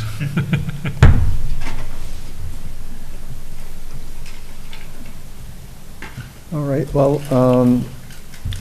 why don't we hold off on more questions from the board until after we go through MJ's memo. So, Anisha and Dennis, if you want to take us through that. So this is an unlisted action. The board has the option to coordinate or not coordinate seeker. It's up to the board based on the project scope. We have listed some involved or potentially involved agencies. The applicant did provide the full EAF Part 1 and also indicated that there are some federal wetlands. You got to speak into the mic. Sorry. You can see him coming. Thanks. The project is an unlisted action. The board has the option to coordinate or not coordinate seeker based on that. We have listed some involved or potentially involved agencies. The applicant did provide Part 1 of the FEIF and listed that wetlands are potentially on site. If that's the case, the applicant needs to clarify that, and potentially Army Corps would be an involved agency if that is the case. Based on our review, it might not be, but you have listed it as part of your review on Part 1. So just clarify that either in writing or on the maps or some sort. Secondly, the project is located within a protected aquifer. As such, the applicant needs to comply with the town's protection for aquifers. Thirdly, the applicant did provide a narrative. I would recommend expanding the narrative to state how does this project differ from what's occurring right now on the site. In terms of staffing, number of, like the general programs of the facility and what is going to be changing based on what's happening now and what's proposed based on this project. That's as far as my comments goes for seeker. The major one is to ensure that the federal wetlands, if there's any, is outlined, and if so, Army Corps would be an involved agency. I'm going through for the the site plan. We did make one comment. There was a little bit of a discrepancy between what was shown on the plans of the 100-year floodplain and what was shown in the flood map. So I think if you could just clarify that or justify that. You had brought it up before about the length of the parking spots. Per code, it's supposed to be 20 feet. The existing ones are 18. I would recommend that the board, we match what's existing that's there, the 18. But again, that's up to the board. Some minor comments about location of knock boxes. It is going to be over 30 feet, so you would have to have a fire aerial apparatus road, which you meet those requirements, but we just noted it in there. The sediment erosion control, we're just asking, since it's going to be operating while they're doing construction, particularly in the front of the building, just a little bit more detail how the phasing is going to happen, and how you're going to maintain pedestrian access and car access while that's under construction. Landscaping, you did mention that you're going to be realigning the road. There are some shrubs that are in there that are going to be removed. I don't know if there's areas that you could possibly put some additional landscaping at the entrance of the site. Also, I think you put together a really nice landscaping plan around the proposed addition. The existing landscaping is in pretty good condition, but I don't know if there's, that the applicant would consider maybe just even the front, just to add a little additional landscaping just to kind of spruce it up a little bit. Again, that's just a recommendation. Some minor comments on the drainage, the parking analysis. You did kind of touch base, or we kind of spoke about it. We did bring up a comment about looking at this and at 300, and I think you did a really good job explaining everything, but I think we just need to get that into the report and just kind of have a little bit more explanation of how the two sites are going to work in conjunction with each other, and how the parking is going to work overall. But that's all we had for the comments. Dennis, there were just two quick things. Actually, on the parking, I think the wording you used in 29 on that last sentence, the applicant proposes to provide 23% of the parking spaces required, makes it sound like only 23%. So you're looking for a relief of 23%, yes. Yeah. So it should probably say more like provide 23% less than the required number of parking spaces, just to clarify it. So just for the record. And then your number 21 on page 5 has like a sentence that doesn't end. It's not clear what should be revised to indicate what. The striping plan should be revised to indicate the blank, fill it in with whatever we think. Yeah, I think that was a comment about the parking striping being the wrong size, but okay. I wouldn't worry about that comment. Okay. All right, so now any questions from planning board members on anything we've talked about so far? We were talking about signage. I don't know if you've done anything about signage yet. So we've talked quite a bit about signage, and I know we were here during 300, we were here during 550. So I know every time there's a Westage project, wayfinding is a big consideration. There are 17 existing tenants in 400, so short of a massive sign with all 17 tenants, we couldn't really think of a great way for wayfinding to be incorporated. We did talk about inside the lobby, some improved signage there. So obviously that's not perfect as far as finding a parking spot when you're arriving at the facility. But like I said, there's wayfinding to get you to 400, and short of 17 different directions of where you should be going, it's kind of hard to satisfy that, for every case of people coming into the site. So you're just going to leave the 300 up? Sorry? You're just going to leave the 300 up on the building? Well, currently there is this is for 400, so there's no number on the building. There is on Westage Business Center Drive, there is the sign for, 400 is to the left. So yes, that will be it. If they do get a specific tenant to sign a lease in the expansion and they want wall signage, we understand we'd have to come back for that. But that would be speculative at this point, so. Thank you. All right, Dominic, do you have any Nothing. questions or anything? So I was just going to ask the board, so parking waivers are requested to reduce the number of required spaces as well as to modify the dimensions of the parking spaces.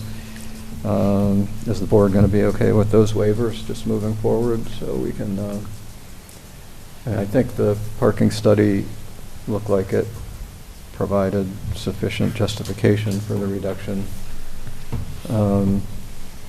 I don't know if there's a way we can have some kind of a monitoring situation in place, but I'm not sure what would happen if we okayed it. It's not like there's a green area that can be reserved for more parking or anything on this site, I don't think, which is what we sometimes do with with the waivers, having, you know, a reserved area that could be used for future parking if needed. I don't know if there's any possibility like that. There's a limited maybe possibility, but it's a very awkward triangle of available space that would probably involve parking on Westridge Business Center Drive, which I don't think anyone would want.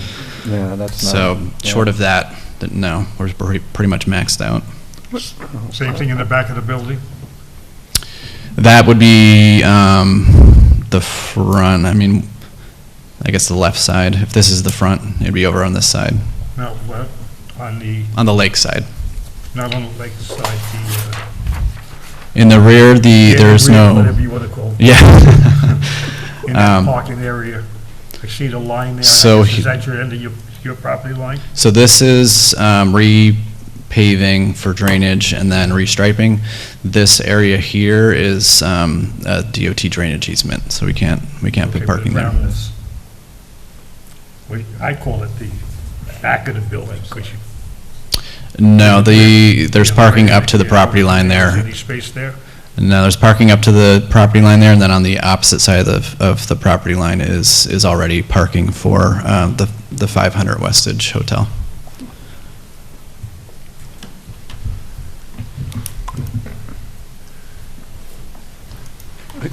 Regarding the parking dimensions, I thought the dimensions are already shorter, right? The existing parking ones? spaces, the existing spaces are already shorter than The required, so. So we I have don't- to do anything on the. Well, we would simply, if the new spaces are going to continue to be shorter than required, we would simply need to waive that. I don't know if a previous planning board had waived the sizes originally, but that's. Based on the size of the drive aisles, it seems like it was probably just restriped, Yeah. slightly shorter than what it was originally designed Yeah. at. But we're talking, of a foot or two. Yeah, I mean, whatever is there seems to work okay unless, a lot more vans are going to come to the area, and vans obviously need a totally different kind of space than normal. These are, I don't know if you'd call these compact car spaces size. They're wide enough for regular cars, but certainly not long enough for a van. So if a problem arose with too many vans being there, My question was, if it is already shorter, why do we have to kill any well, waiver? because there are some new ones that are going to be constructed. There are some new Yeah, they need to spaces. be restriped, so they're considered new striping, yeah. Yeah, you see the shaded area on the plan is where new spaces will be going. Is the parking for the 300 lot also 18? That was, it's 18 against a sidewalk, and it's 20 against a sidewalk, and it's 18 where you have a landscape buffer. But that is to town code. Okay.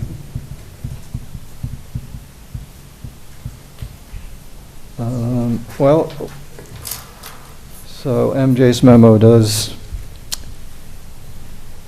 suggest that this is an unlisted action under seeker.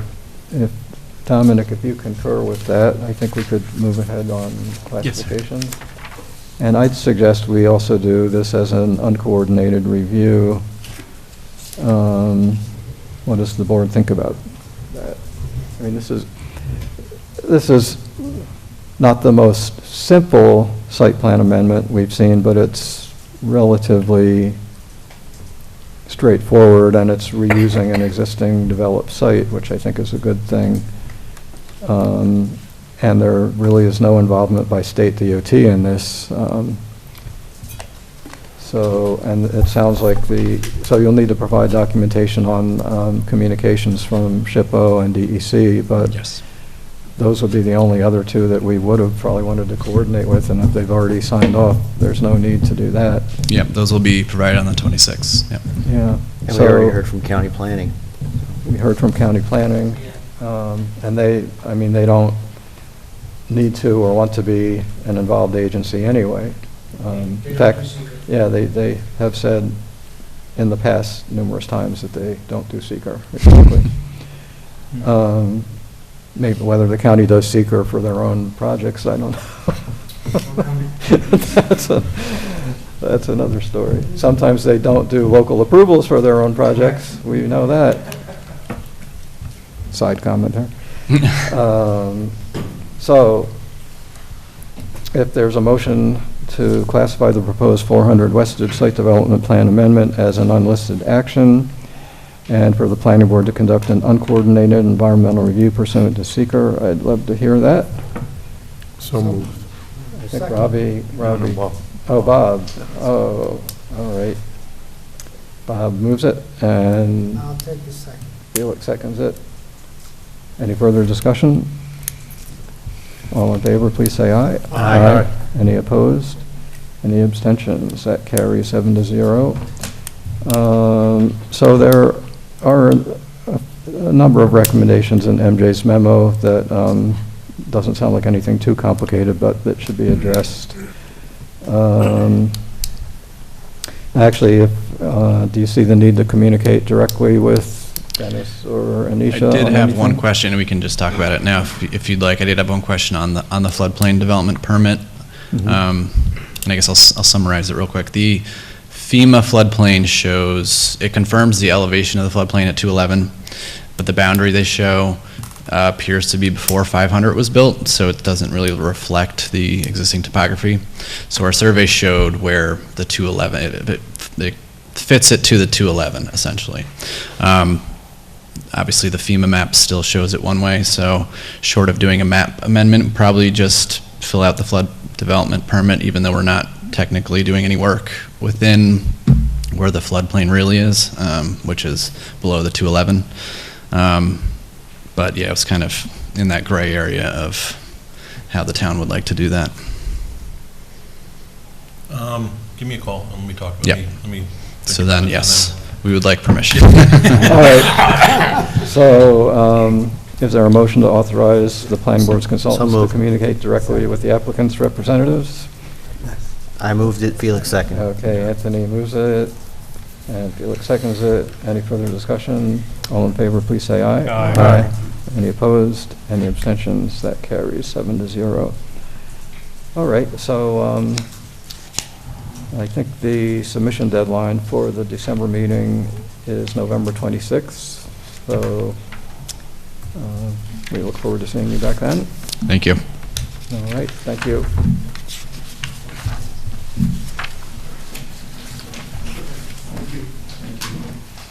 Okay.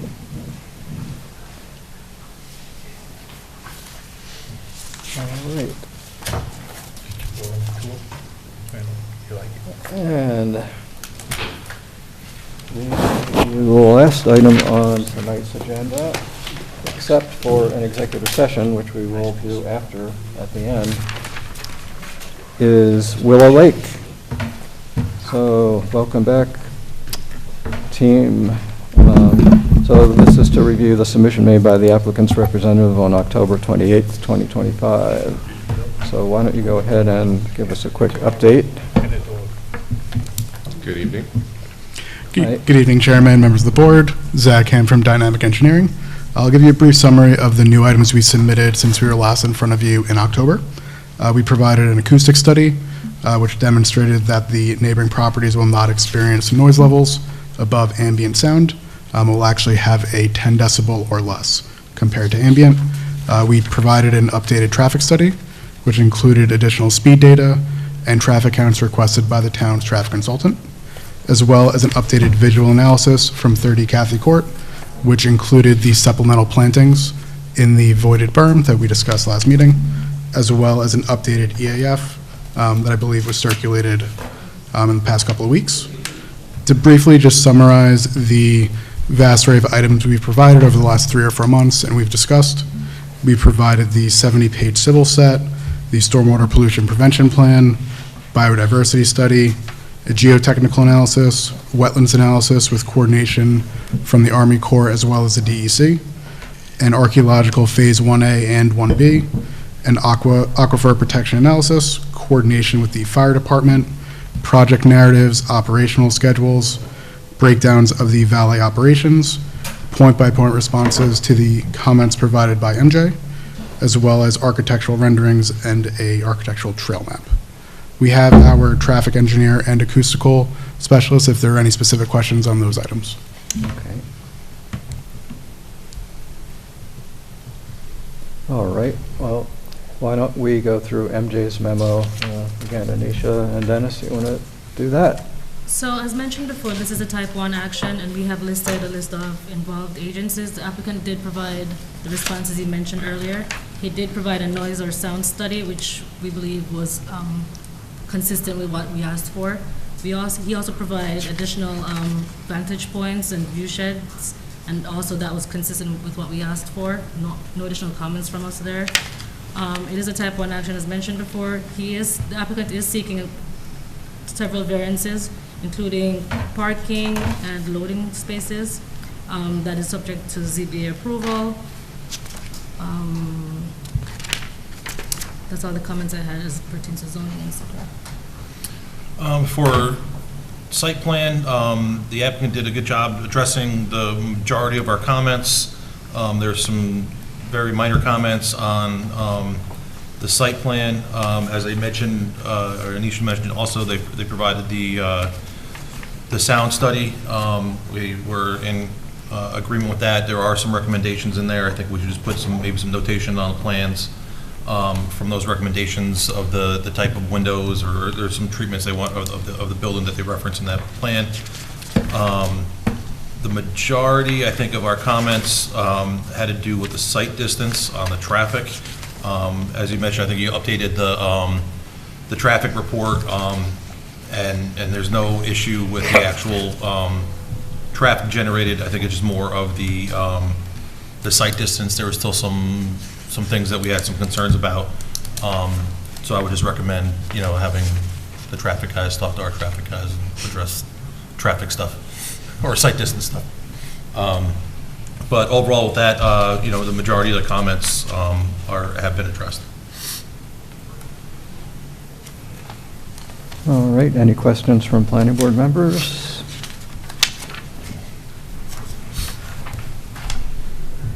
Yeah, Go ahead. I think, we got a chance to do a site visit. Anthony and I went together, which was very good, gave us a lot of insight on,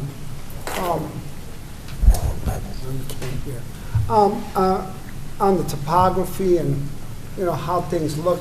You see it on a piece of paper, it's one thing. Being there in person was very helpful. I think for me, one of the biggest questions I have, and it's maybe a dominant question, I'm still concerned about the zoning. And I think, I've asked about this before. When they talk about the zoning, and I'm looking at the zoning reg, so when it says here in an R4A district only, and then they go, commercial recreational uses specifically oriented towards the use of the mountain land. First question I have, is this considered mountain land? It is. It is, right? Yeah. Okay. Yeah, So there's no good. question about Okay. that. So, because just want to make sure. And then the question would be that, seems like they have most of the, let's say, all the hotel stuff in the correct district. But on the other side of it, of course, they have like the tennis court and other stuff, and recreational stuff. But when we look at this, should we be looking at it as a total project? Or do we separate it in our heads thinking that, okay, they're putting the hotel stuff in the correct district and they're putting the other stuff in the district that is, does that make sense, Dominic? You should look at it all together. Yes. Yeah. Okay. Yeah. So then the question is this allowed in this district like this? Mm-hmm. That's the question I'm asking. Yeah. Yeah, I mean, that has been proposed, and I believe that it does meet the zoning subject to the approvals from the board, but yes. So it's zoning-wise, it's okay? Correct. Okay.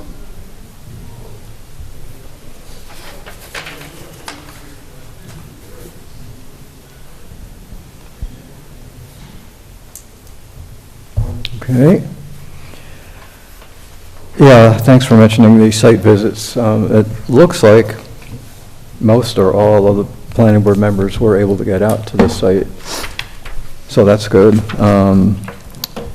And thank you, Debbie, for coordinating the site visits. I know it was... We're going to have to come up with a different plan. But we're gonna have to work it was on a little bit of back and forth. A lot of back and forth. Yeah. We appreciate the coordination. It's not a problem. I just have to come up with a better plan, that's all. Yeah, and for most sites, I mean, it's no problem for board members to go out on their own, just as a drive-by or to, we have authorization in the application forms for board members to access properties to do site visits and check things out. In this case, it was more of a cooperative effort to have somebody from, the project team there to guide members around, because it is a large site and there's a lot going on in the plans, so that was helpful, so we thank you for that. I don't know if any board members have any other observations about their visits to the site. I mean, I think one of the key things that I got out of the visit was the sight lines, which is difficult to get from just looking at the plans. But when you're there, you get the sight lines, you get the elevation, you get the sight lines from the elevation, and in addition, you get an idea of the ambient noise that is there, depending on where on the property you really are.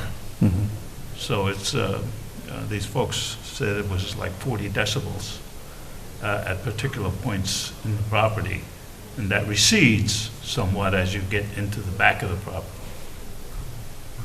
Yeah. But those are the things that you really get from going to the site. Yeah, I thought the ambient noise study was very good, the way it was done. Do you want to maybe just briefly describe that a little bit more for the audience? Because I think it will help people understand what's involved with the new development and how it might affect neighboring properties. Sure. Hi, everyone. My name's Ken Shook. I'm the one who did the study from Trinity Consultants. Oh, thanks for being here. Oh, of course. Would it be helpful just to give a overview of what we've done, what our recommendations were, what our findings were? Yeah, not too complicated, but yeah, just kind of a summary of it. I know it's late. I won't get too deep into the weeds. So we started off we wanted to get an understanding of, to your point, what are the existing ambient sound levels, what is the baseline? And it is, you really have to go there to appreciate it, because your ears don't quite tell you what your eyes do. You're standing on the mansion overlooking the lake and you see trees, but you hear vehicles from I-84. So we did a few studies on site. We went once when the trees were barren, and then we went once in the summer when there was full foliage, because we wanted to understand how that affected the ambient sound levels. It is indeed a little bit quieter in the summer when the trees are full. So that was valuable information to us, because as I say, we wanted to understand what the baseline is that the site and the surrounding neighbors are subject to. The next thing we did was we built a computer model of the site. So we imported all of the topography and existing buildings into a 3D acoustic model, and then we took all the CAD files for the newly proposed buildings and imported those into the model as well. We assign acoustic properties to everything. For example, ground absorbs sound, whereas the lake does not. Buildings reflect sound, so we assign acoustic properties to everything in the model.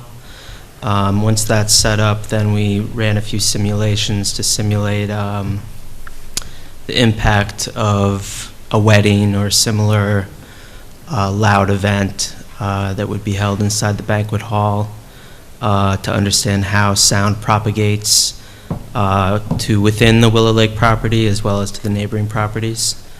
The nice thing about, and again, you have to kind of be there to see the topography, you're really in a bowl, right?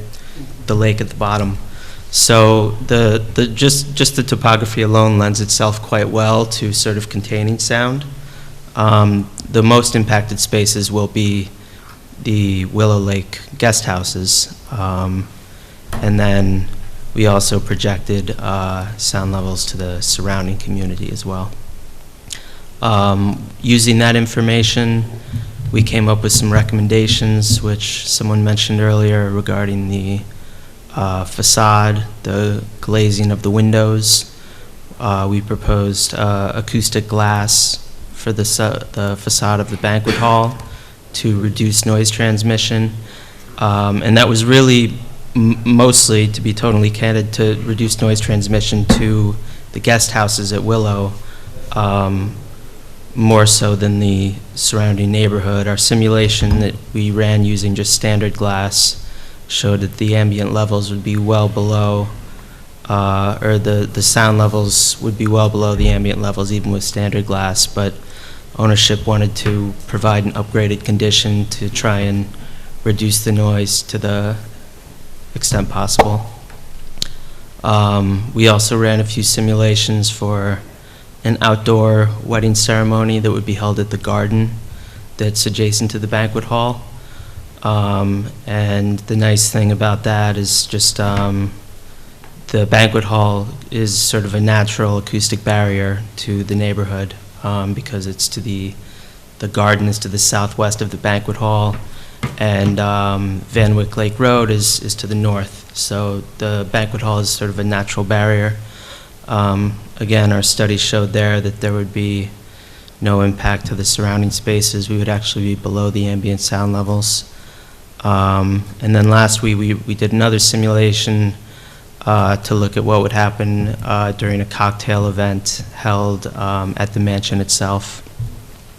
And for that, we put in a band, an outdoor band, playing just regular background music, the type of music that would be experienced where it's just more sort of setting the ambiance, you know, just background music, not too loud. And again, that showed no impact to the neighboring spaces. So that kind of summarizes the report that we submitted. If there's any questions, I'd be happy to. Yeah, I thought it was well done. If members haven't had a chance to look at it, please do take a look. It's pretty easy to read through. Just wanted to add a couple quick comments to the sound study. Okay. Also to take in context the programming, right, and how the sound study is impacted by the programming on the site. It does talk about barren conditions and being below ambient during a barren condition. That also takes into account that someone might actually do an outdoor event during this time of year. It is particularly cold. We're not going to be having these types of events outdoors when it's barren conditions. It's going to get colder, believe me. It's only going to get colder. So it does take into account sort of a worst-case modeling, and then hopefully, obviously, we're applying that to a best-case scenario where these events are occurring outdoors during the summer season with ample foliage.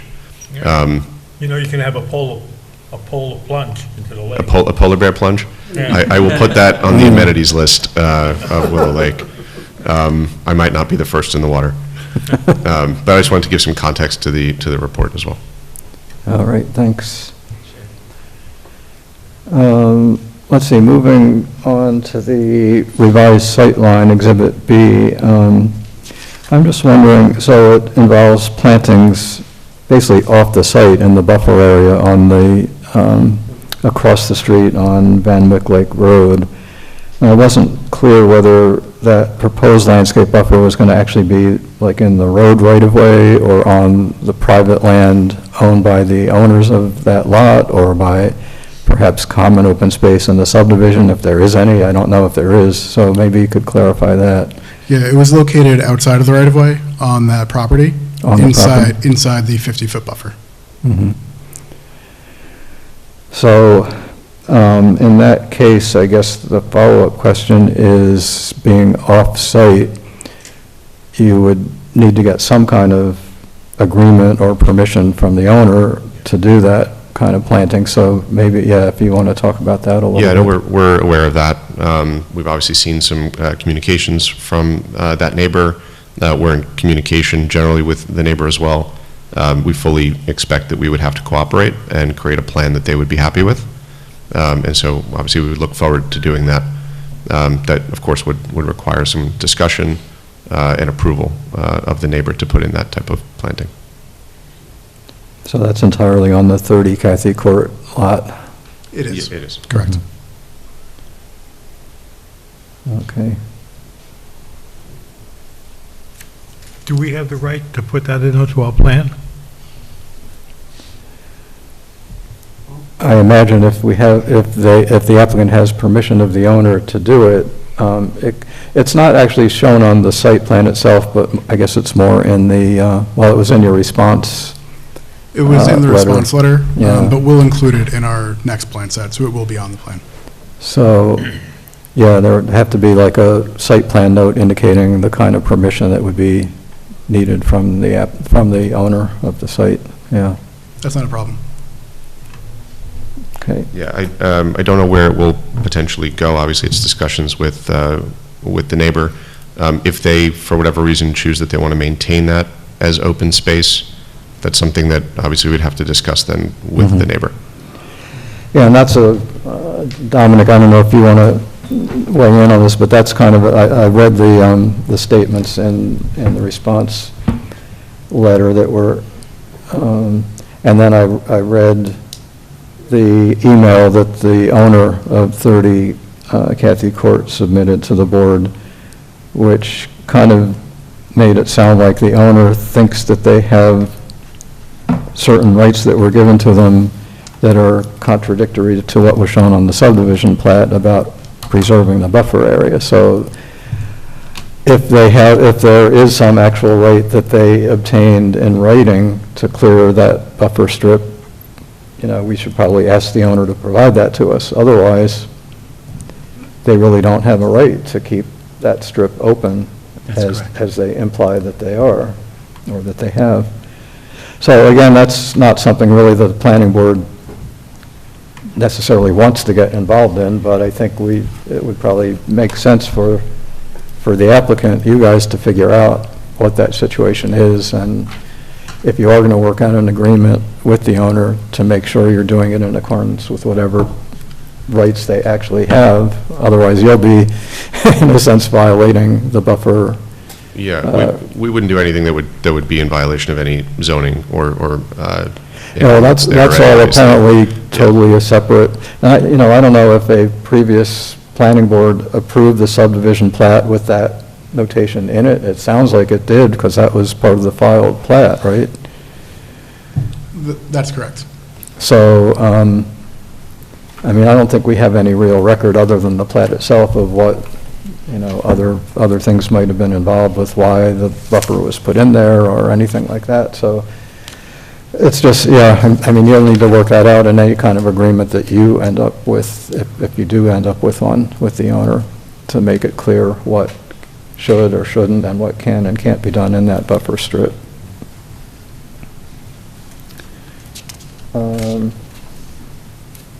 Yeah, that's an interesting kind of a side thing there. Let's see, just to mention that the board did classify the project as type 1, as Anisha was indicating. I think that was at the September meeting. And a notice of intent for lead agency was circulated on October 15th. So actually, I think the 30-day time period expires tomorrow, November 14th. So probably at the December meeting, the planning board would be able to declare ourselves as lead agency if we don't have any objections from involved agencies. So far, I think we received something from the Department of Health. Yeah, actually we did. They were not objecting. This was a letter dated November 5th, 2025 that I'm sure the applicants have seen. They have no objection to the planning board serving as lead agency. They are talking about approvals for water supply, obviously, and wastewater disposal, and a swimming pool. There are requirements for that. And I didn't see the swimming pool. Sorry? I never saw the swimming pool. That's on the plan, isn't it? It's in the plans. Yeah. It's proposed, not existing. Proposed, yes, not there. It's proposed, yeah, that's why the health department would have to approve it. No, it's, Well, you want to, He wants it no, it's also- actually. you want to see it when it's in there, right? Yeah. I'm sure the owners applicants would allow you to see it, but probably not to use it.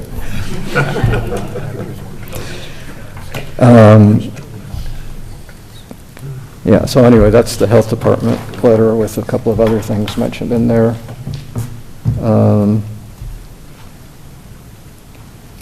What else? Well, I had been thinking about the possibility of scheduling a public hearing for the December meeting, but I'm kind of leaning away from suggesting that to the board at this point, because number one, I think there are still a number of things remaining that need to be addressed from MJ's memo, and it's also kind of a tough time of the year to have, you may have talked about this at your previous meeting. We will have a public hearing in December and January for Yeah. the other project, yeah. But again, December, I think is tough for people to, you know, get to during the holiday times. I know this is going to be probably a well-attended public hearing. We And just, also having both big items at the same public hearing. Yeah. Will be a yeah, and both have a lot of. in addition, I know we're all aware that the, one of the residents in the area submitted 2 different petitions with a total of, I don't know, 20, 25, 27 different people signing the petition opposing the proposed project. So I'm pretty sure we'll have a pretty good turnout at whatever hearing we set. So it might make sense to wait till at least January to have the hearing, but that's just my thinking. Yeah, I agree. Yeah. I think the public hearing that we will have a lot of people, so Yeah, but I would rather not have a second one. yeah, by January, hopefully the other one will cool down. So. Well, they'll be back in January, they'll attend. Yeah. Yeah, but at least you'll have given the majority of people a chance to speak at the first hearing, and they're not really supposed to repeat things said at the previous hearing, right? That's the way it's supposed to work, anyway. I haven't heard that. Yeah. Yeah. So, anyway, I think that's our thinking on it. So, the submission deadline for the December meeting, again, is Wednesday, November 26th. So, that should give you an opportunity to kind of put things together, address MJ's comments. I think we already authorized direct communication with our team, so, yes.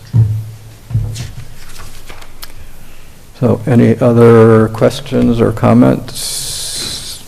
So Jonathan, do we need a motion to have a public hearing in January at this time? No, I think what I'm saying is we'll wait till December Okay. to schedule the public hearing, and presumably it would be scheduled for January. I never like setting a public hearing that far ahead of time, because you never know what might end up happening, but. So any questions from the applicant team, or any other comments or questions from the board or our consultants?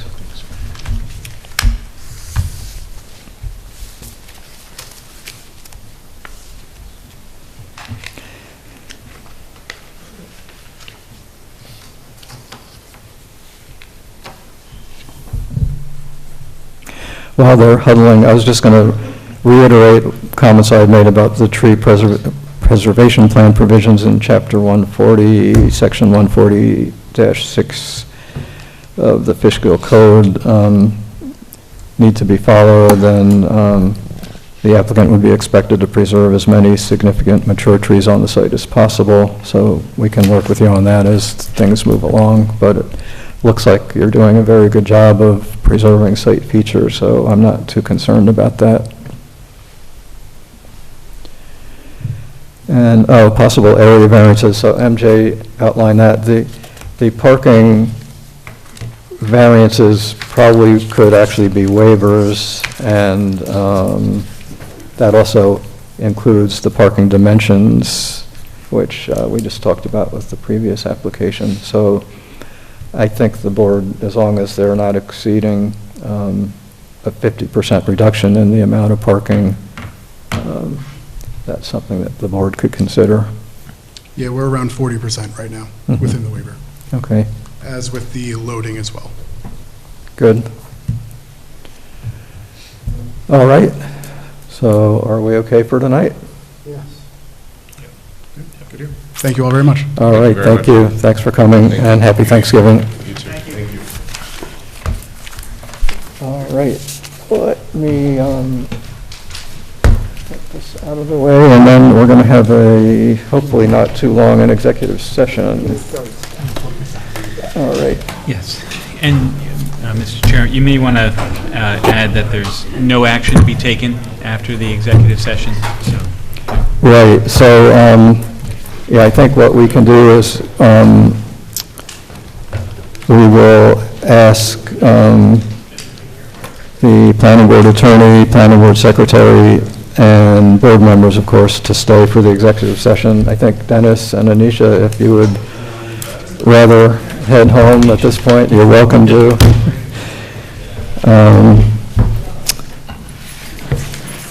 So again, this executive session is to discuss proposed pending or current litigation pursuant to Section 105 of the Public Officers Law, Article 7, Open Meetings Law. Right, Dominic?